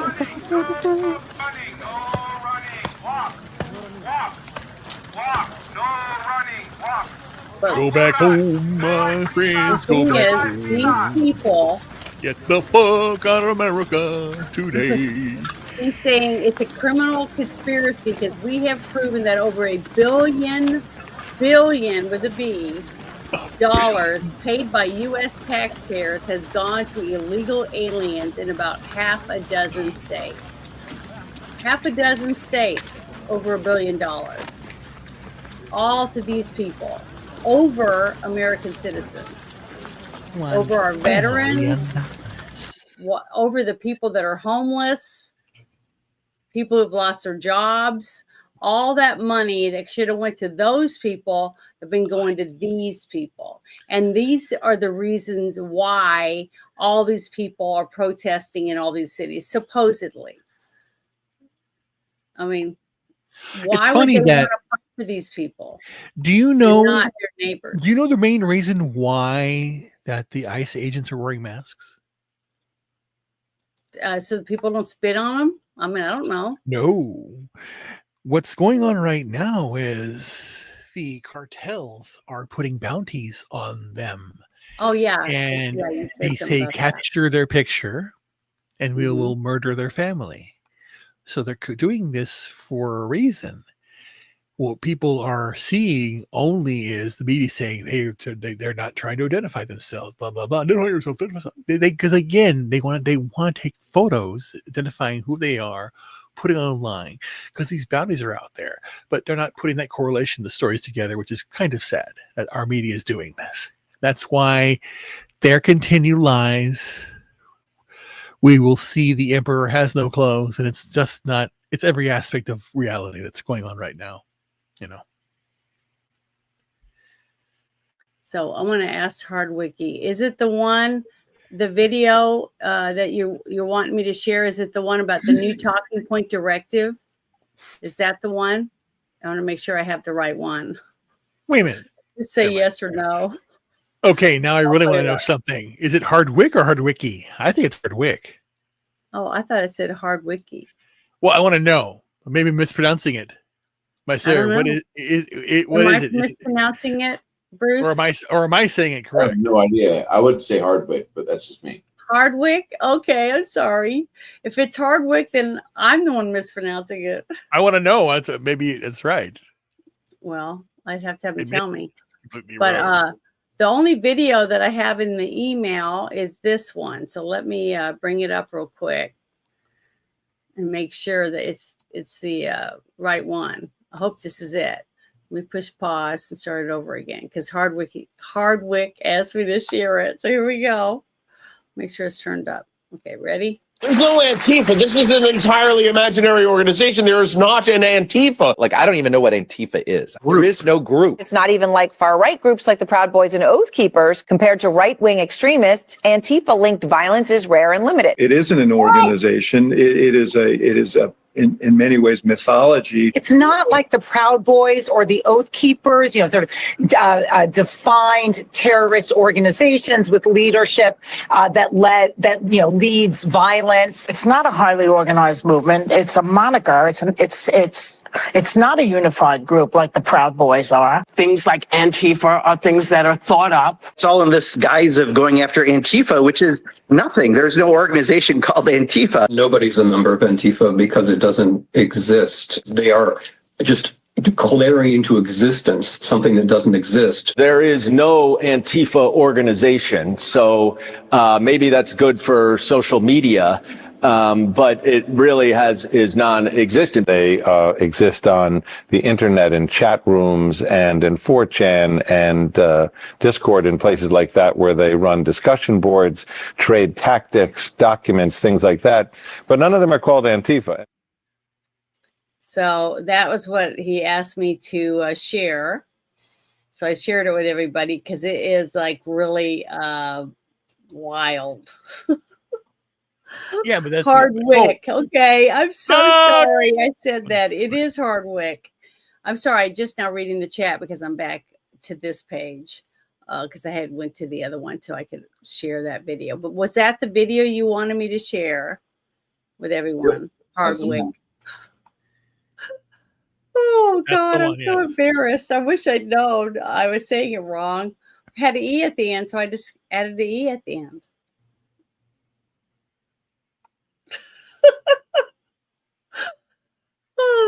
But oh well, Women I'm not can't live with them. too Can't live without them. too bad to admit when I'm wrong. Because Dear God. oh well, I'll try to do That's what she better. said. She's That's wrong. all I can do.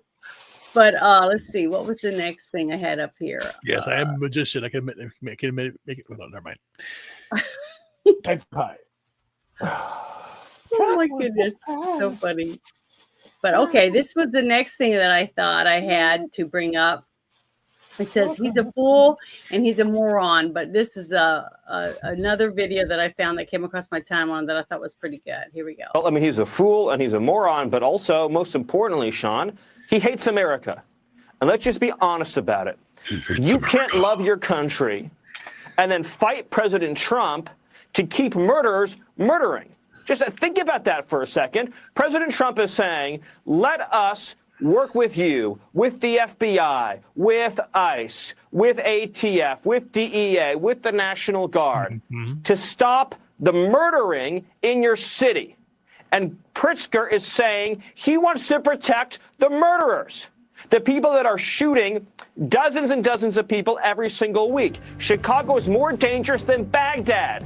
It's more dangerous than Mexico City. So shame on Pritzker, and God bless President Trump for fighting for the citizens of this country, Sean.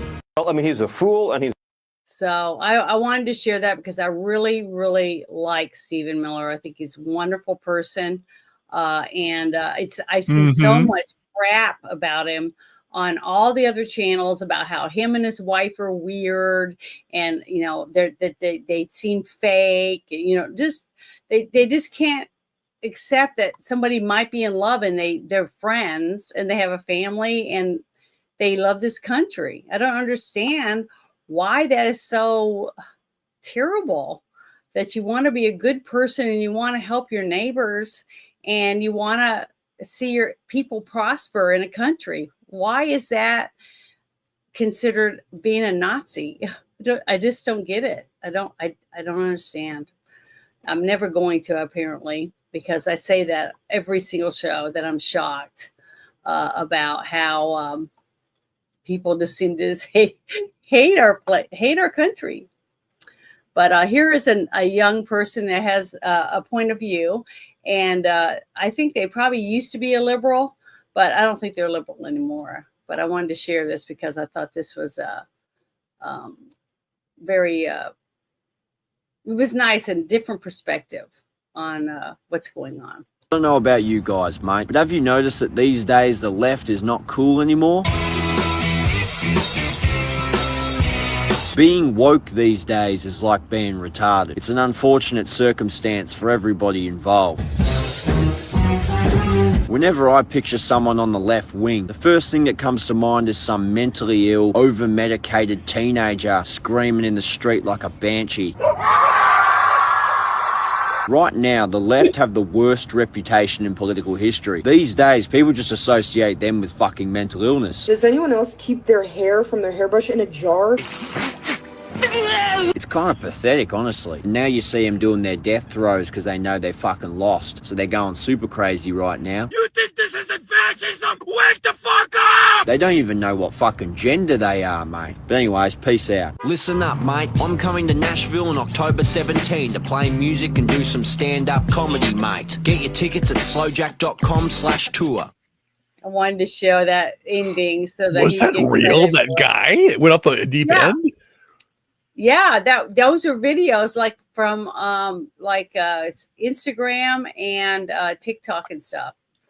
So it's pretty spooky out there. If you go and spend a few, hours just going through some of this stuff, you'll see how crazy and scary it really is out there in the world. And it's not a funny sight. I mean, I had a guest on last night, and she has been out, doing videos and trying to get the truth out in Portland, right? Going out there and filming and trying to hide and dress like they do, like the people that are Antifa people, so that they wouldn't be attacked. And right now, she's trying to fight to keep her home and stuff because she's being sued by a person from the crowd that she ended up having to spray with pepper spray. to protect her and her friend.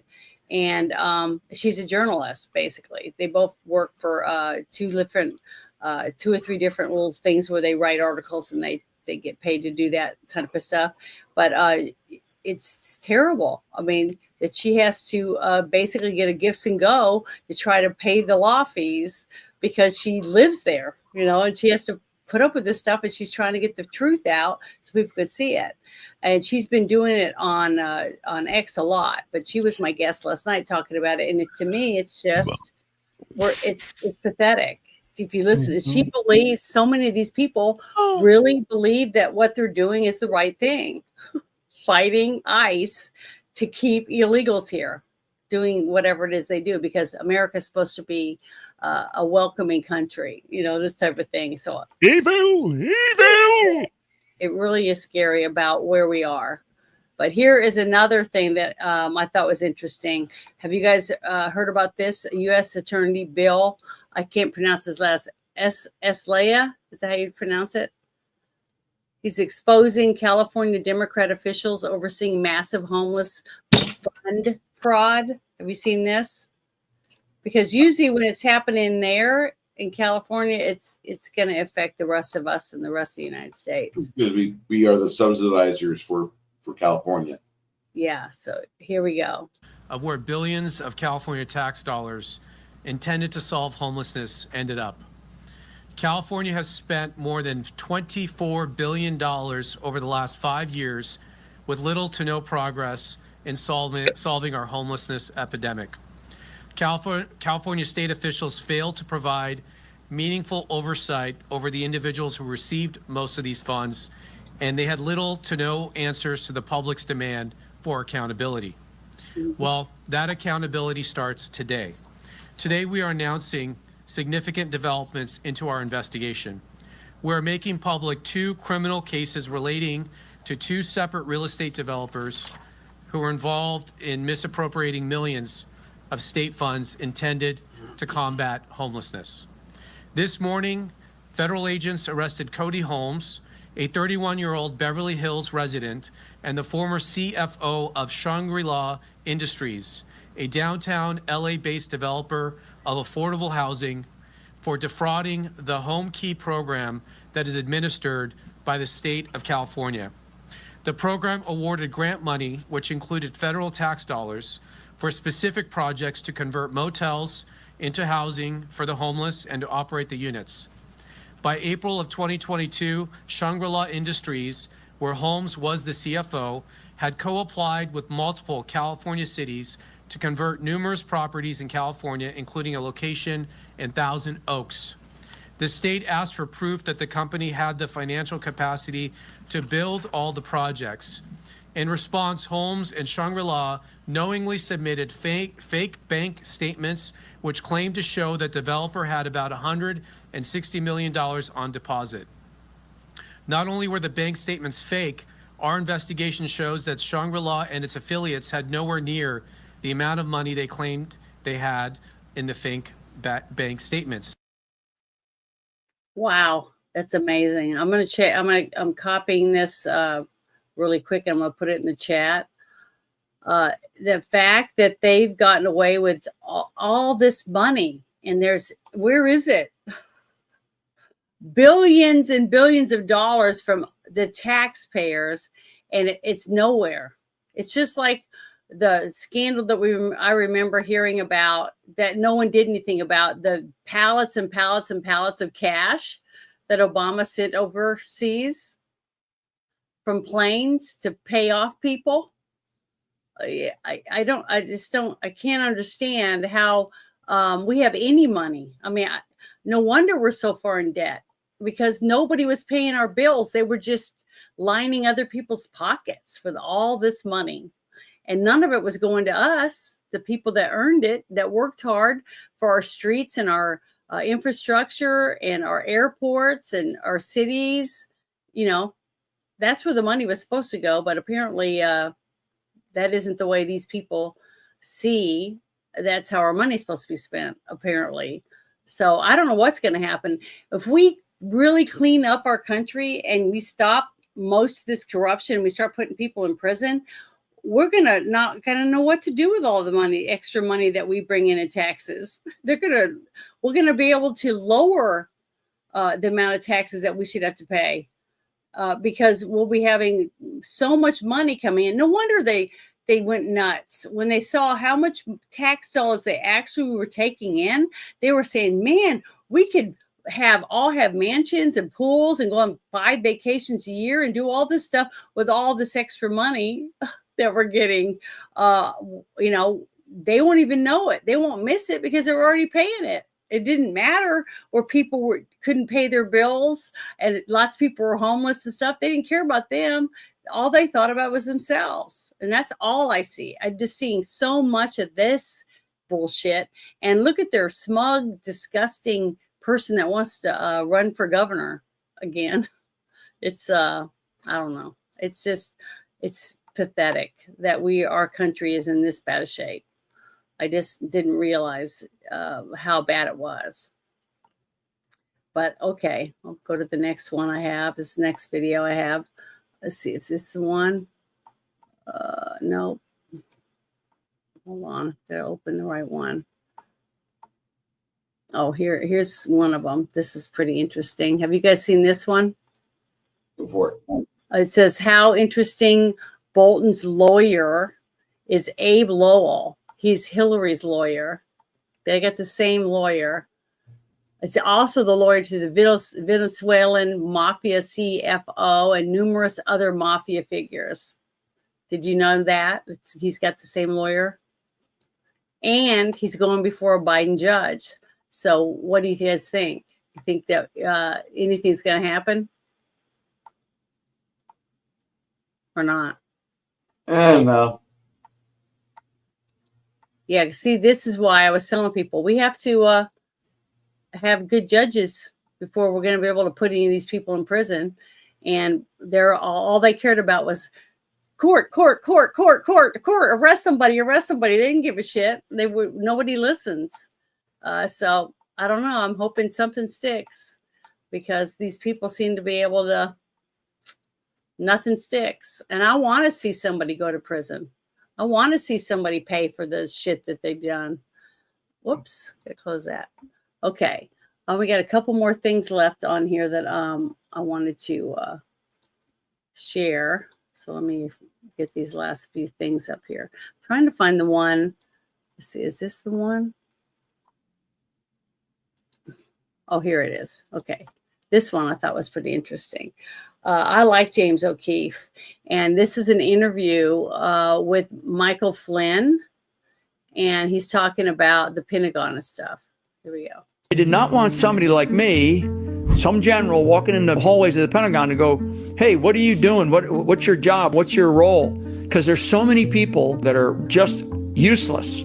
Okay, useless. Were these just no? random They bureaucrats? didn't have. No, I would see these people and I'd be like, the hell do these people do? They would be trying to hide what it was that they were doing. I go, what's behind that door? Right? There's no sign. So I'd say, can we open it up? Because I'm in a position where at that time in an area, I had some authority. I'd go inside the door and I'd be like, what do you guys do? And they'd be looking around going, oh my God, somebody actually came and saw me and found me. Do you think that that's shame? What percentage of the people you spoke to, it's shame or that they're hiding something? I don't think that they're hiding something other than the fact they don't want to lose their job or they don't want to feel like maybe my job could be taken away. One, if I run into somebody and have to tell somebody that I actually don't do anything. Number two, if I tell somebody that what I actually do and they go, well, why do we do that anymore? There's places inside of the Pentagon where we don't do those things anymore. The government doesn't even care about some of that stuff, but people still are going into a job every day. They get an 8-hour salary for the day, and then they get their salary for the week, and they don't actually do anything for the country.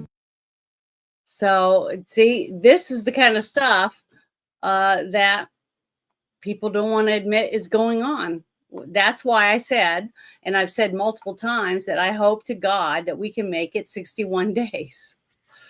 So if we can make it 61 days, then we can get rid of all these people that are just sitting at a desk making a check doing nothing. 61 days. Yeah, 61 days, because they have to be given 60 days notice to fire them.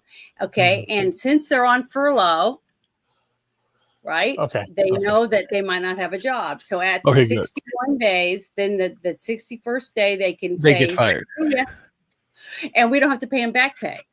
Good. Because they've been on furlough. So that is one of the things that I wanted to share because this is sad. Now, a lot of people I know, they think that Flynn is a traitor, and all this kind of stuff too. So No. they don't like it when I bring up his stuff or whatever. But the thing is that I believe a lot of things that he has to say, and he would have a different insight on things simply because of what his job was. Right. So I don't know. And this is another thing I thought was interesting. It's Trump talking about Stacey Abrams. Where Stacey Abrams got $2 billion just before we took over, and it was a rush to get her the money, and that was environmental, and nobody knows what she was doing. But $2 billion. If you got 2 million, that's a lot. If you got 200,000, that's a lot. But this was $2 billion was given. Lee, do you want to talk about that? And the other one that was even worse. EPA has now canceled over $22 billion worth of contracts. $2 billion going to this NGO that Stacey Abrams was tied to. They received only $100 in 2023. And then the Biden administration gave them $2 billion. The director of the Greenhouse Gas Reduction Fund saw his former employer get $5 billion. So $20 billion went to just 8 NGOs, and they're all pass-throughs. And then they were giving it to other entities. Many of them were pass-throughs. And what you have is all these extra middlemen. They're taking their cut. And the taxpayer ends up getting screwed. They're losing out on all this hard-earned money. They can't afford to have the federal government waste. The partnership with Doge and Elon Musk has been incredible at EPA. Their team is very talented. We wouldn't have been able to do it without them. And of course, this mandate. Yeah, it's pathetic how much money has been wasted. And now I'm seeing why when Doge was first opened and they started finding stuff, that they were saying all those horrible things about Elon. Did you hear? They yeah. were. Did you hear about Big Balls' attacker got let go? Yeah, I heard that too. Got a slap on the wrist. Yeah. Pathetic. And that's another one of them corrupt judges. It's like I was saying, we got to get rid of them. Is there any way for us to fire those people? Well, they're get rid of them. Well, that's the thing. I want to do. I'm writing these papers to get the out there and getting it done. I have to build up my portfolio, of course, that's what I'm doing now. But yeah. That's one of the aspects of it too, because again, the one thing that pisses me off is the whole CR. We haven't had a budget in 20 years. It's insane. Yeah. Like the last budget was 2001, which is insanity. Yeah. And you think we remember growing up, we all three of us remember the whole after school special and the whole Saturday ABC I'm Just a Bill story. You remember that video, right? The cartoon. Yeah. Yeah, but how that piece of paper rolled up and it was hopping around and singing. Yeah, I'm just a Bill. Okay. Yeah. But that's the thing. That's how it's supposed to be, and people believe it's still that way because they don't teach civics anymore in school. And no, it's all fucked up now. They don't vote on anything. They're basically told what they're due, and you already know what it is. Where they'll have a rubber stamp of DNR. That's it. It's if you're D, you vote one way, or you vote the opposite. That's it. There is no debate anymore. So that's why the elections are just, you're filling in a quota, and then they're going all this gerrymandering shit and all this stuff. So it's a big shit show of corruption. And it's true. There are people in the US government who their entire lives, it's like Milton. From Office Space, they have a job, they're in a glitch, and they just go in there, do the work, and they're not doing anything, and they don't even know they're doing it. It's scary. Thought about it, but I've heard some stories about people saying that they went into the office and they work for the government, and they got a huge building. I don't know how many stories, but it's huge, and there's like 12 people in it. That go to work in there and stuff like that. It's like, and we're paying, hundreds of $1,000s a month for rent for these buildings and stuff like that. It's just, and they got cleaners and they got to have the bathrooms. It's like, you got to be kidding. And then they're saying they'll lose their building and move them to another one. I'm like, well, you don't need that building. Yeah, There's imagine no that. limit. Imagine the cleaning contract.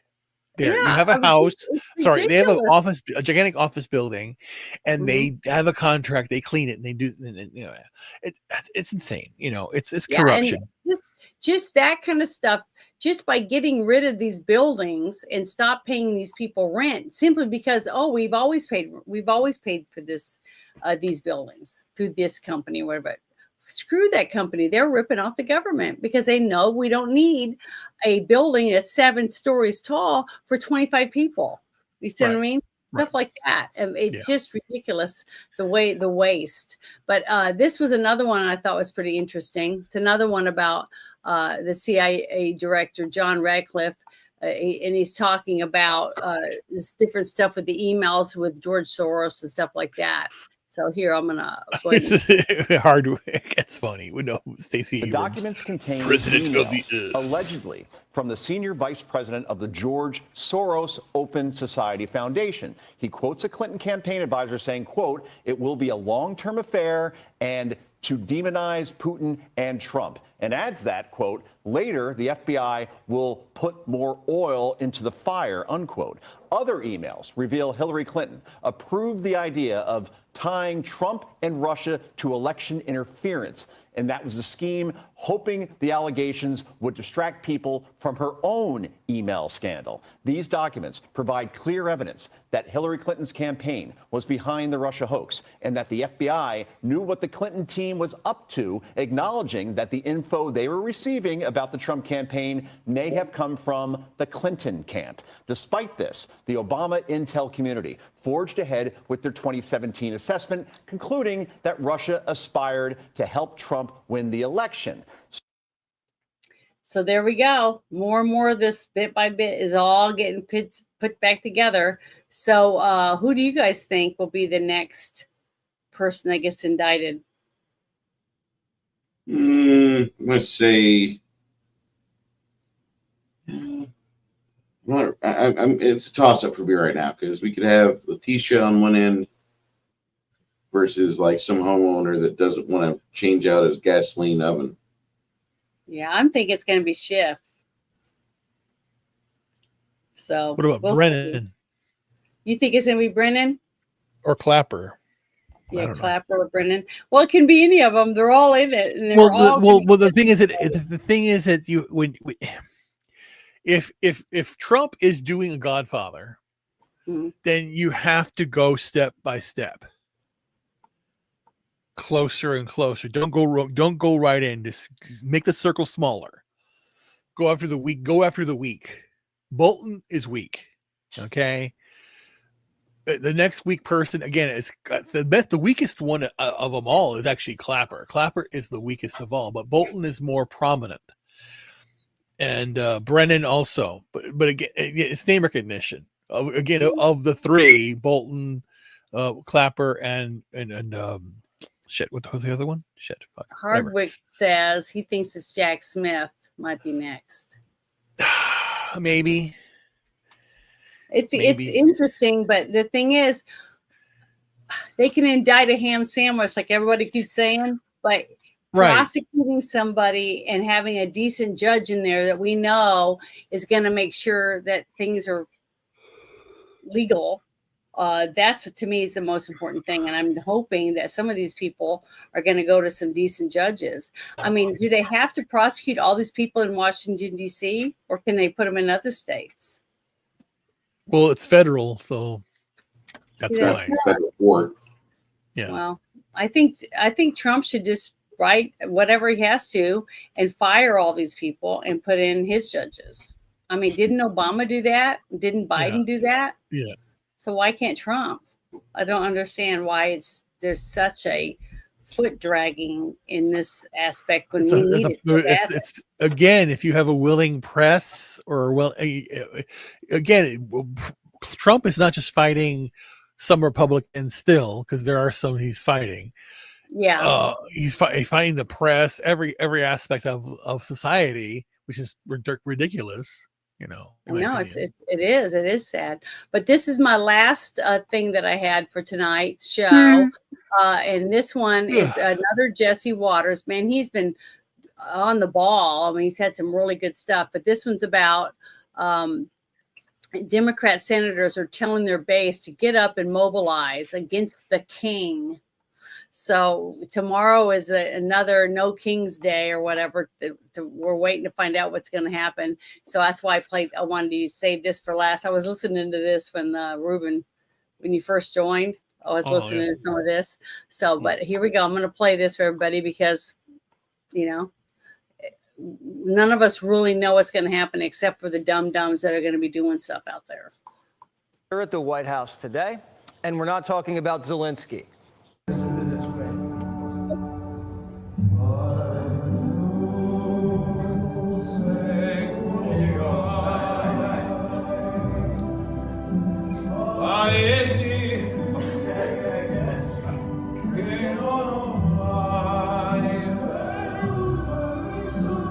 Andrea Bocelli came by because, well, why not? Trump loves his new surround sound system, but nothing beats Bocelli with a mic. The president even invited him to perform at a holiday party, and if Bobby Kennedy behaves, the whole cabinet comes. It's beautiful, right? Yeah. It was good. He walked in and we put on his music, right? It was great. Great guy. He's coming December 5th to perform at the White House for some of the people. If the cabinet members are good, if they're doing a good job, we'll let them come. Tomorrow, Democrats are throwing a different kind of party. Some people showed up early. But instead of being serenaded in Italian, they're being screamed at by unicorns. DHS! Get FEMA out of DHS! Oh, God. Gnomes follow-ups do not impress! Gnomes follow-ups do not impress! In Chicago, in front of an ICE facility, they're setting up a crucifix. Tremble, tremble, tremble. Were you there when I battered down their door? No one even knows about the protest, so they had to get Colbert to promote it. This weekend, ladies and gentlemen, there will be 2,500 rallies across the United States under the banner of the No Kings protest. All right? Saturday. Check your local listings. CBS is promoting anti-Trump protests on late night. Guess what? So's ABC. You're going to be making your own sign. Everybody there has a sign. I just want to ask you, remember, our president is very sensitive about his weight, so please do not use the word Shamussolini to describe him, or engorge Washington, or King Hungry VIII. He will not appreciate it. It's rude, and he will throw you in jail. Usually when liberals gather together, it's not mostly peaceful. Are these networks going to be comfortable promoting a rally that's going to get bloody? Yep. BLM, Chaz, Tesla, Portland, the LA riots. When these things happen, there's usually death or fires or both. Antifa is going to be at No Kings. It's sponsored by the Communist Party. Is the face of Disney okay with promoting that? Plus, they're holding a hate Trump rally after he just secured peace in the Middle East. It's an interesting time to be doing it. Trump is coming off his most successful week ever as a president. I mean, there's universal backing in terms of obviously what happened with Israel and the fantastic job he's done. So it's an interesting week to be coming out again. Talk about terrible timing, but the Democrats are saying it's now or never. Think about how we will feel if this 250-year experiment disappears on our watch and we didn't do all that we could simply because we didn't want to face the hard reality. The authoritarian takeover isn't coming, it's here. You think a real king would let thousands of people march against him and hang him in effigy? The fact that we still have freedom of assembly means Trump's no king. Like most progressive protests. See, that's common sense. What do these people think Trump is? I mean, I don't understand. Everything they're doing is what they're accusing Trump of doing. How does that make any sense at all to anybody? Any real person watching this can't believe that this is real. I mean, the people, I mean, like that guy, both those guys saying that at the end of their show to go do this after what we just saw. And they couldn't even, they barely could barf out the words of that Trump did a good job. I mean, it's like, see, they would stand there. Those two people would stand there while somebody stabbed me to death because I had a Trump sticker on my truck. I can tell you right now, I believe that in my soul, that they would laugh as I died and bled to death in the street. And they would probably pray, where's her kids? Go get her kids and let her kids watch what we just did to their mother. I guarantee that's how I feel about these people. And I may be wrong, and that may not be very Christianly of me, but their actions have proven that to me. But the way they act, the way they say things, and I believe that, and that's sad, but that's the way I believe. Just going to be a hodgepodge of crazy. The Hamas wing, the teachers' unions, Trantifa, and the Greenies. They're experiencing what they've coined climate anxiety, which is their fear that because of changing and extreme weather, that the future of their lives is very much at stake. My goddaughter, who's a junior in college right now, was crying to me just 2 days ago, worried about what is the world going to be for me, Auntie?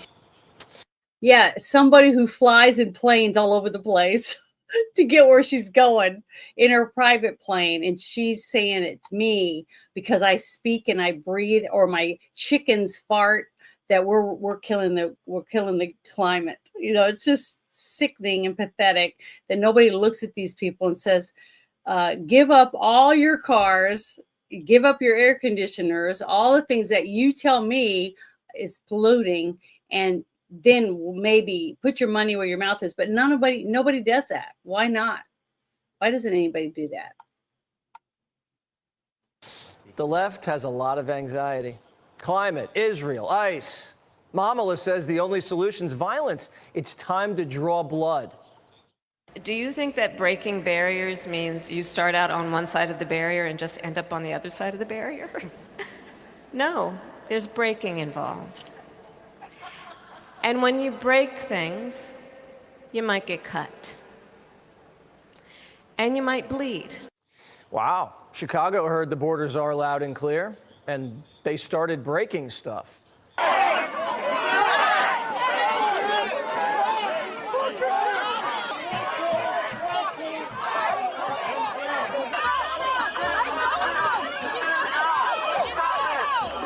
Oh, that was something she told me last night on the show. She said that in the crowds, you'll see people, men and women, wearing green hats or green vests. And that's to show that they're lawyers. Those are the important ones. Those ones you want to arrest and detain. Those are the ones that are watching, and then they're the ones that go to jail to bail people out and to represent them when they go to jail, because they're paid to be there. They're lawyers. So just want you guys to start paying attention to the crowds that you see in these videos and stuff, and see if you can pick out the people that are wearing green vests or green hats, because they're the ones that are bailing these people out. They're the link. That's who I would follow. If it was me, I would follow those people and find out who's paying them to bail out these people that are breaking the law, because the cops aren't doing it. All I see is ICE. I'm not seeing any police officers doing their jobs that the taxpayers are paying them to do to protect their neighborhood, which they're not doing. I would sue them. I'd be suing the city. And I think there is a couple of cases against the cities for not protecting the people when they're paying taxes.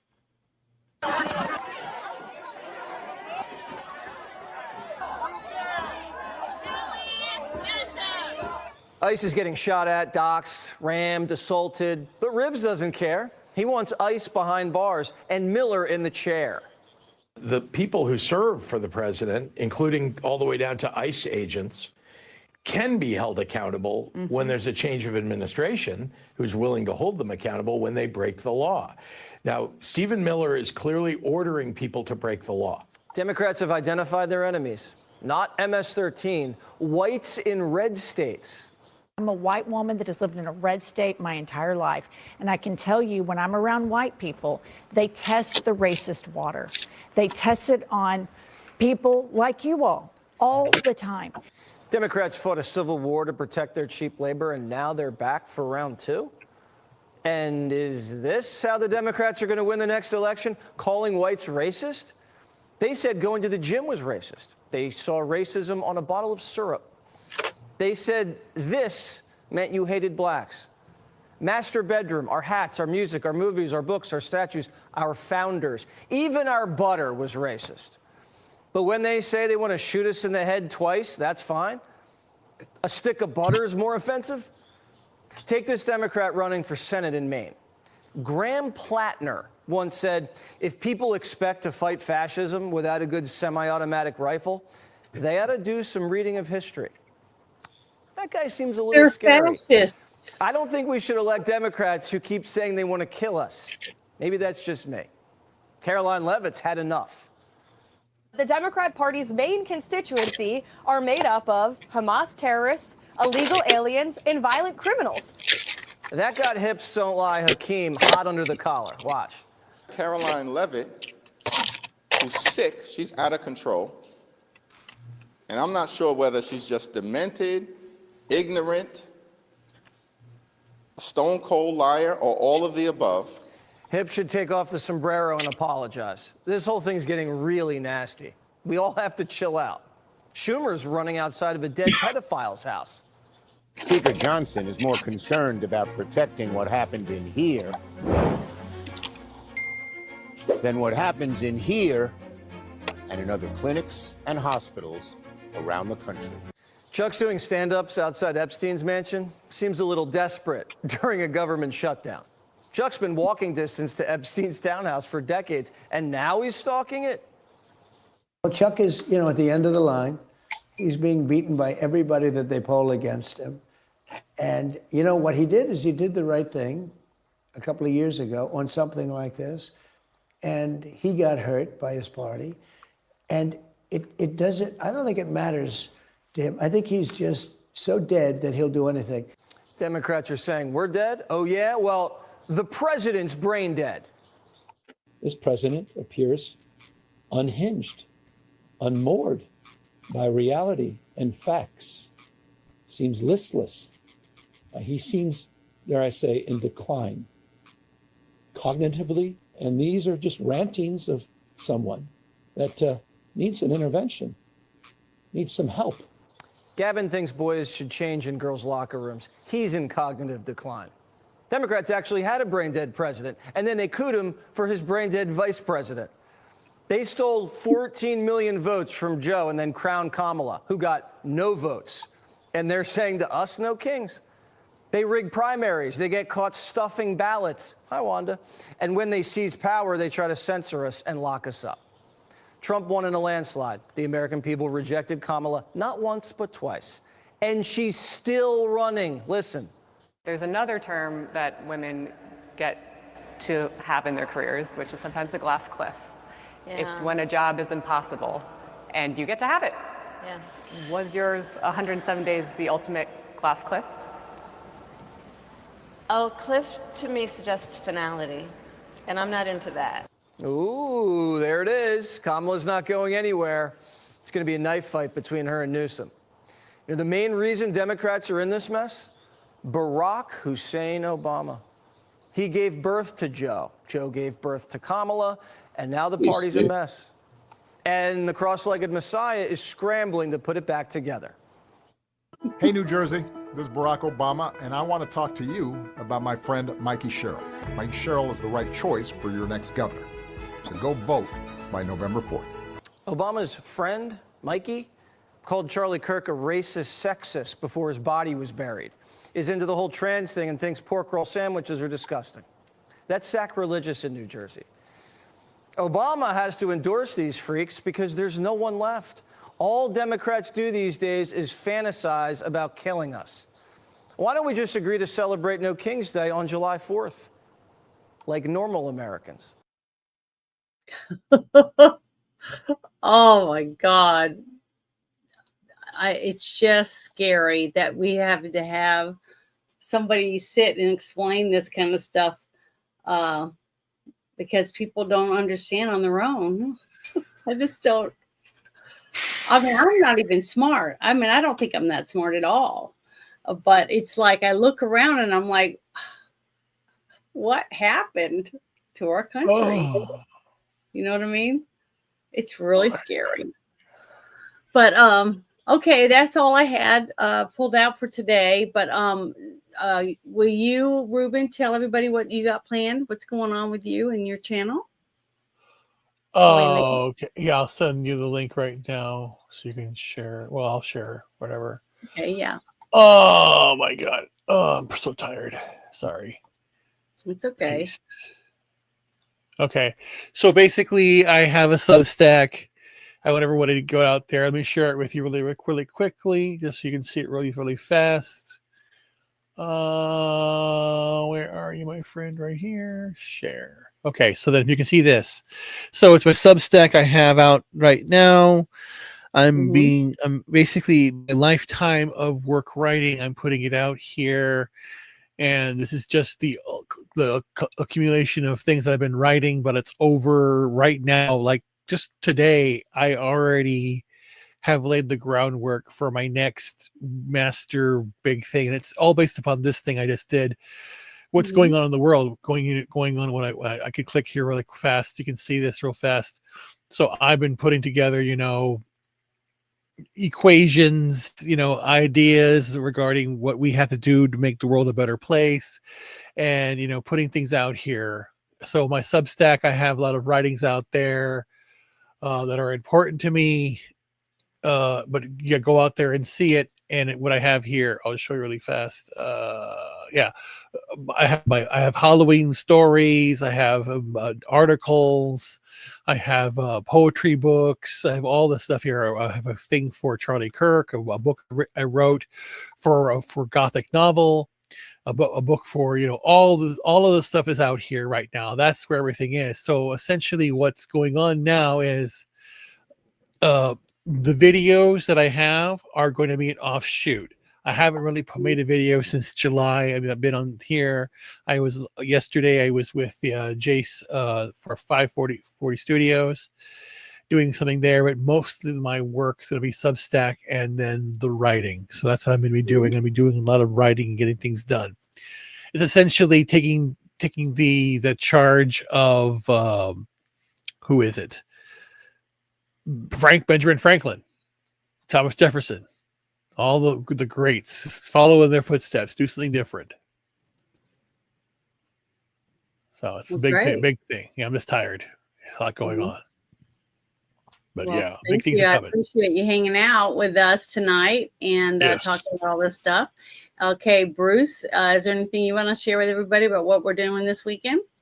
Tomorrow we're going to be playing in my D100 alpha test game, the game system that I'm assembling from other better systems. Thank you, Stig.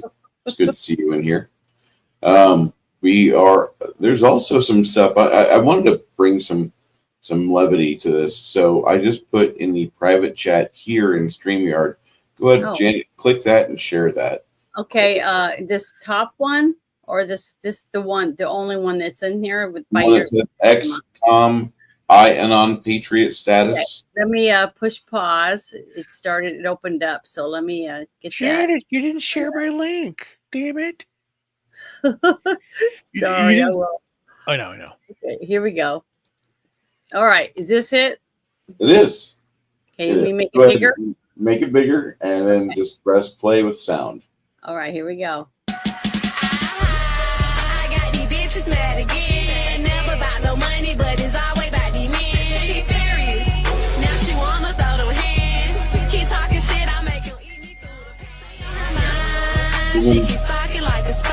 Shawty can't stand me and I really don't know why. I'm making bad haircut. Keep talking shit, I take it. They see be happy with them. I got these bitches mad again. Never about no money, but it's always about these men. She No. furious. Now she wanna throw them hands. So the thing is, what do you guys think about it in the chat? Do you guys like these hairstyles that these women have? I mean, Well, they'll at least they'll identify who they are, so you'll stay away from them.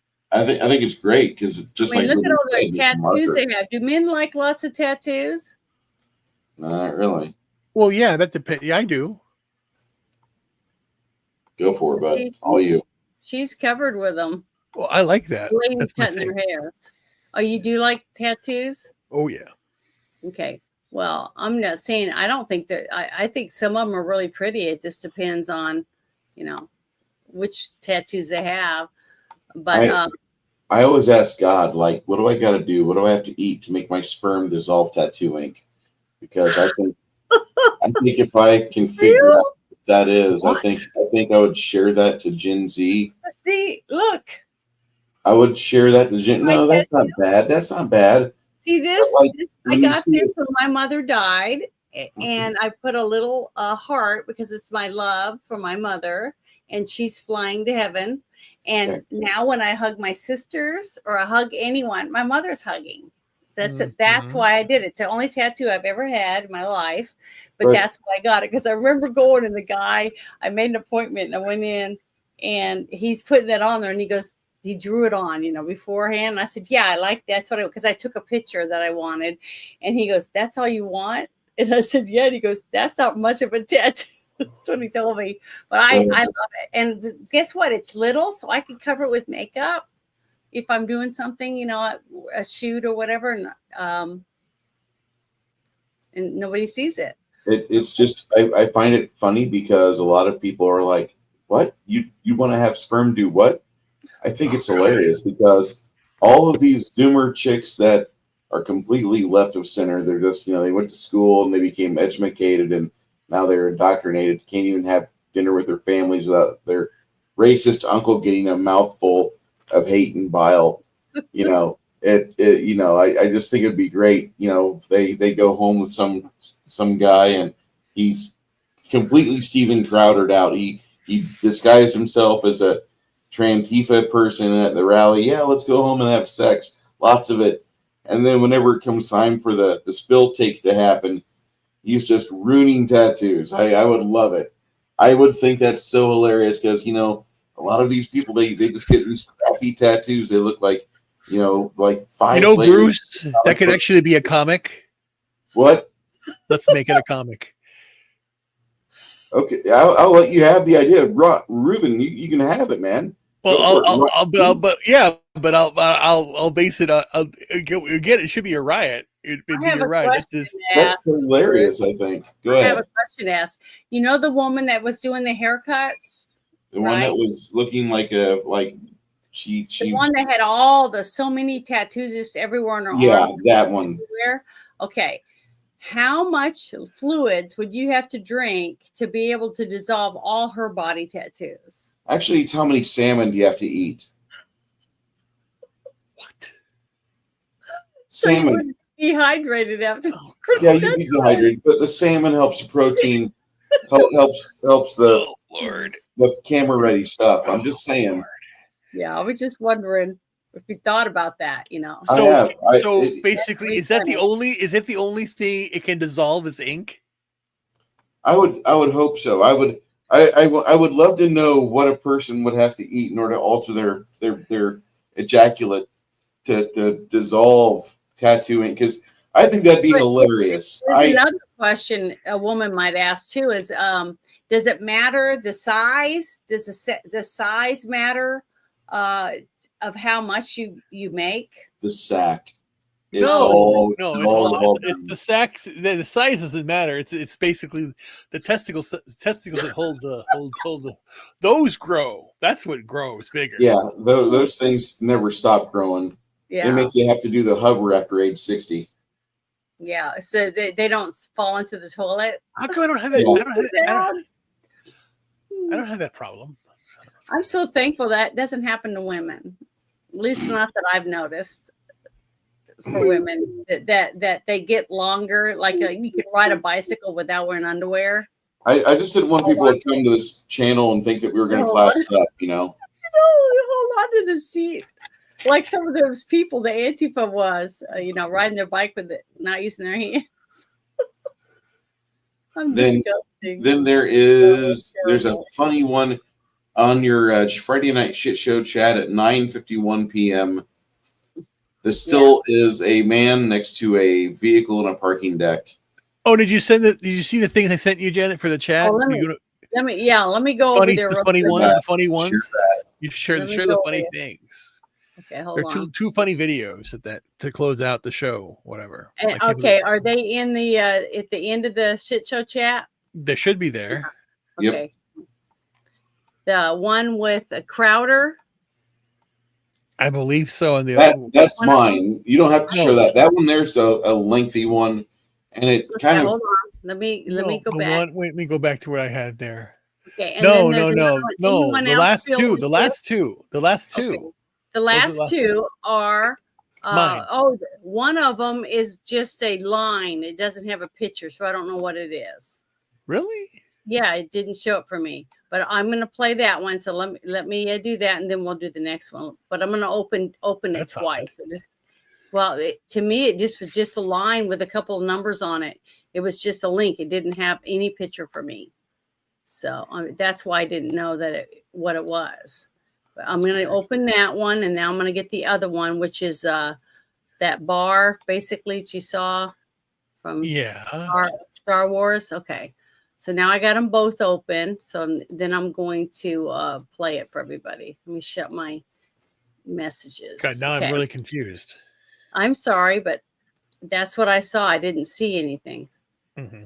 But the band came up when I clicked on it right here. So let me pause it. Oh, yeah. That one. Okay. So I'm going to make it bigger. Can you see it? Yeah. Okay, here we go. Here's the closing. What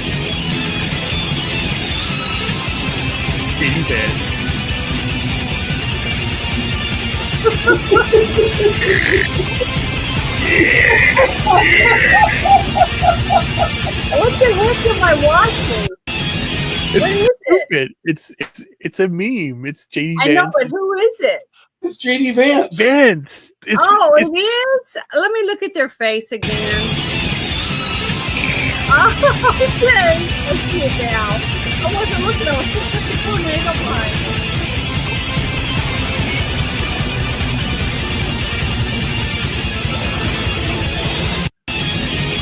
He got taken away by the tornado. Yeah. But it's funny because it's a thing. It's funny. That was funny. But that was the line. The other one? Yeah, the other one was funny too. Yeah, I'm gonna bring the other one up now. Sorry, I have to do one at a time. That's the Trump one. That was hilarious. Yeah. The second one is this one here. This one. So let me pause it. I gotta pause it. Make it bigger. Make it bigger. Make it bigger. Okay, is everybody ready? Here we go. Offered everything. You're right. You know why? Because he doesn't want to fuck around with the United States.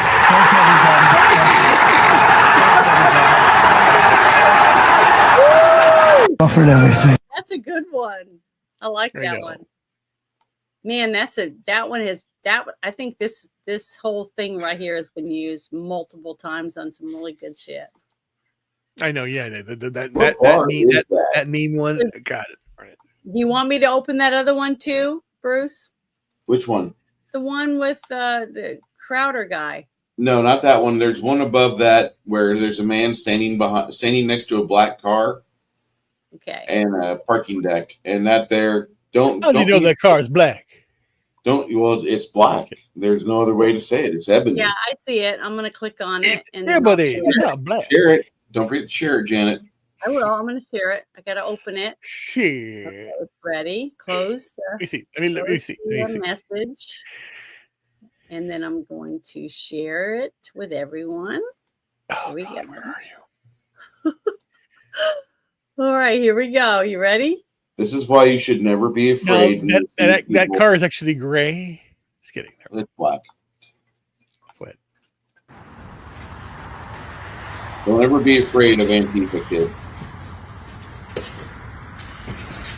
Don't be afraid of Antifa. Yeah, this guy's This is training. them. He's parkour. He's training. I think you rang the bell on the berries.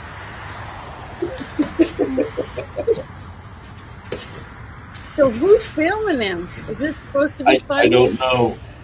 I don't know who's It's gotta be a filming it. parody. Oh, right there, the rotten nads, right in the nads. The person filming though is really good because they didn't start laughing. They didn't turn away. They kept the camera on the whole time. Anybody who wants to film their friends doing stupid shit, take notes from this video here. Always keep them in the center frame. Make sure you get everything, including the painful stuff. Don't drop the camera and be like, "Oh, are you okay?" Don't call 911. No. Keep filming. I want to see this because this looks really good. I bet you that guy learned his lesson.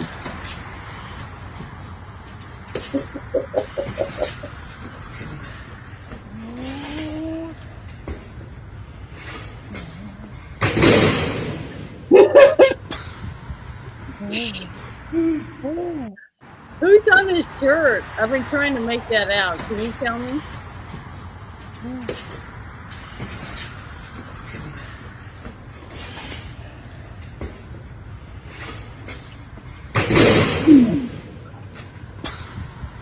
I have no idea who's on the shirt. It looks like anime or something. Looks like anime. Yeah. But yeah, that was interesting. Thank you, guys.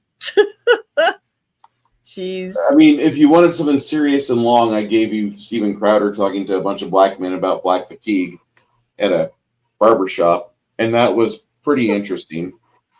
But you're wanting to wrap it up. What are we gonna do this weekend again? On Sunday? And then what's Sunday? Yeah. On Sunday, we're watching Dracula 1992. What? So anyone who wants to watch Dracula with us, send one of us a DM on X or on I Discord. could send Janet the DM because I am on a suspension right now on X. Oh, you are. I let my statement about JD Pritzker was interpreted as violent action and whatever. So I mean, if you faggots on X think that I'm a violent person, I don't give a shit. I just was using free speech because that's what we have. And you guys want to interpret it however you want, fine, fuck you. Not a fan of moderators that are a bunch of Karens. But if you want to watch Dracula with us, send me a message and I will make sure you get invited to Discord to watch with us. And then when we're finished, we usually talk about it for a little bit, and then we'll go live and do the review. Funny because JD Pritzker can invite all their ne'er-do-wells to go out in Illinois and cause chaos and mayhem. But if you quote things, if you state things, if you say like, "Here's a punishment for your stupid actions," well, gotta have you go on for 7 days. You can just communicate with people on X. But you can't like or share or follow new people, can't gift people things, can't whatever X. I guess he's not all for, the Second Amendment or the First Amendment or any amendment. The comment involved JD Pritzker and the level of treason he's exposing or level of treason he's inviting and the punishment for treason. And I was hoping they'd go follow through with it. Because I know our ICE people, there's 175,000 people volunteering to be in ICE. Mm-hmm. And then you have the Illinois State Police, which were told by Pritzker, you better stop ICE. And they didn't. They went on ICE's side, which was what they're supposed to do. Mm-hmm. So, Pritzker's out there being a schlup. He's being an idiot. And I don't know why he's still got an office. He should have a cell and a nice orange outfit. Maybe he got one of those good judges. Possibly. I mean, what was it? You told me before we started, that somebody got let out. Who was it again? Which one? I'm talking to Ruben. Remember Ruben? Who was it that just got let out? after they got arrested for something they did, and I'm trying to remember what it Big was. balls guy. Yeah, that's right. The big balls assaulter guys. They just got a slap on the wrist and they just let him right out of jail. Oh, what state was that in? Washington, D.C. Remember, he was defending a woman, and he got the shit beat out of him, and they just let him out. Not surprised at all.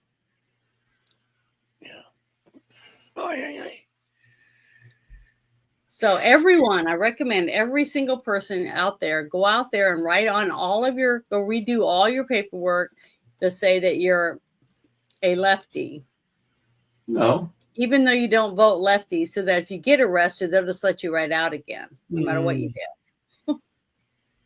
Drinking and driving, doing drugs and driving, or, stealing, whatever that is, anything that you're going to do, you just make sure you have an L or a Democrat by your name, and you guys can get off. They won't push you in prison. Interesting. No. I'm just saying you could have an Antifa sticker or emblem or whatever on your jacket or whatever. If someone pulls you over and they look at you, oh shit. Yeah, didn't they just arrest some guy that was in another state fighting with Antifa, and he was a cop from another state?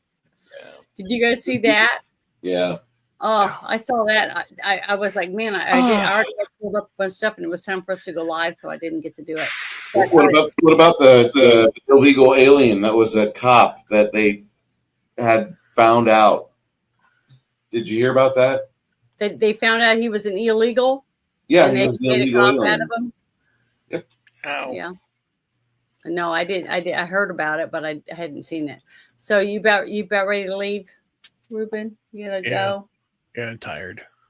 Okay, well, I guess I'll say good night to everybody, and thank you for hanging out with us. Hope we made you laugh a little bit and stuff. Hey, hopefully gave you some information you might not have had if you hadn't tuned in. So, but thank you guys. We really appreciate it, and you guys have a great weekend. And if you stop in tomorrow to say hi to us, we'd appreciate that too, because we're going to be playing Bruce's game. So you guys have a great night and a great weekend. Bye.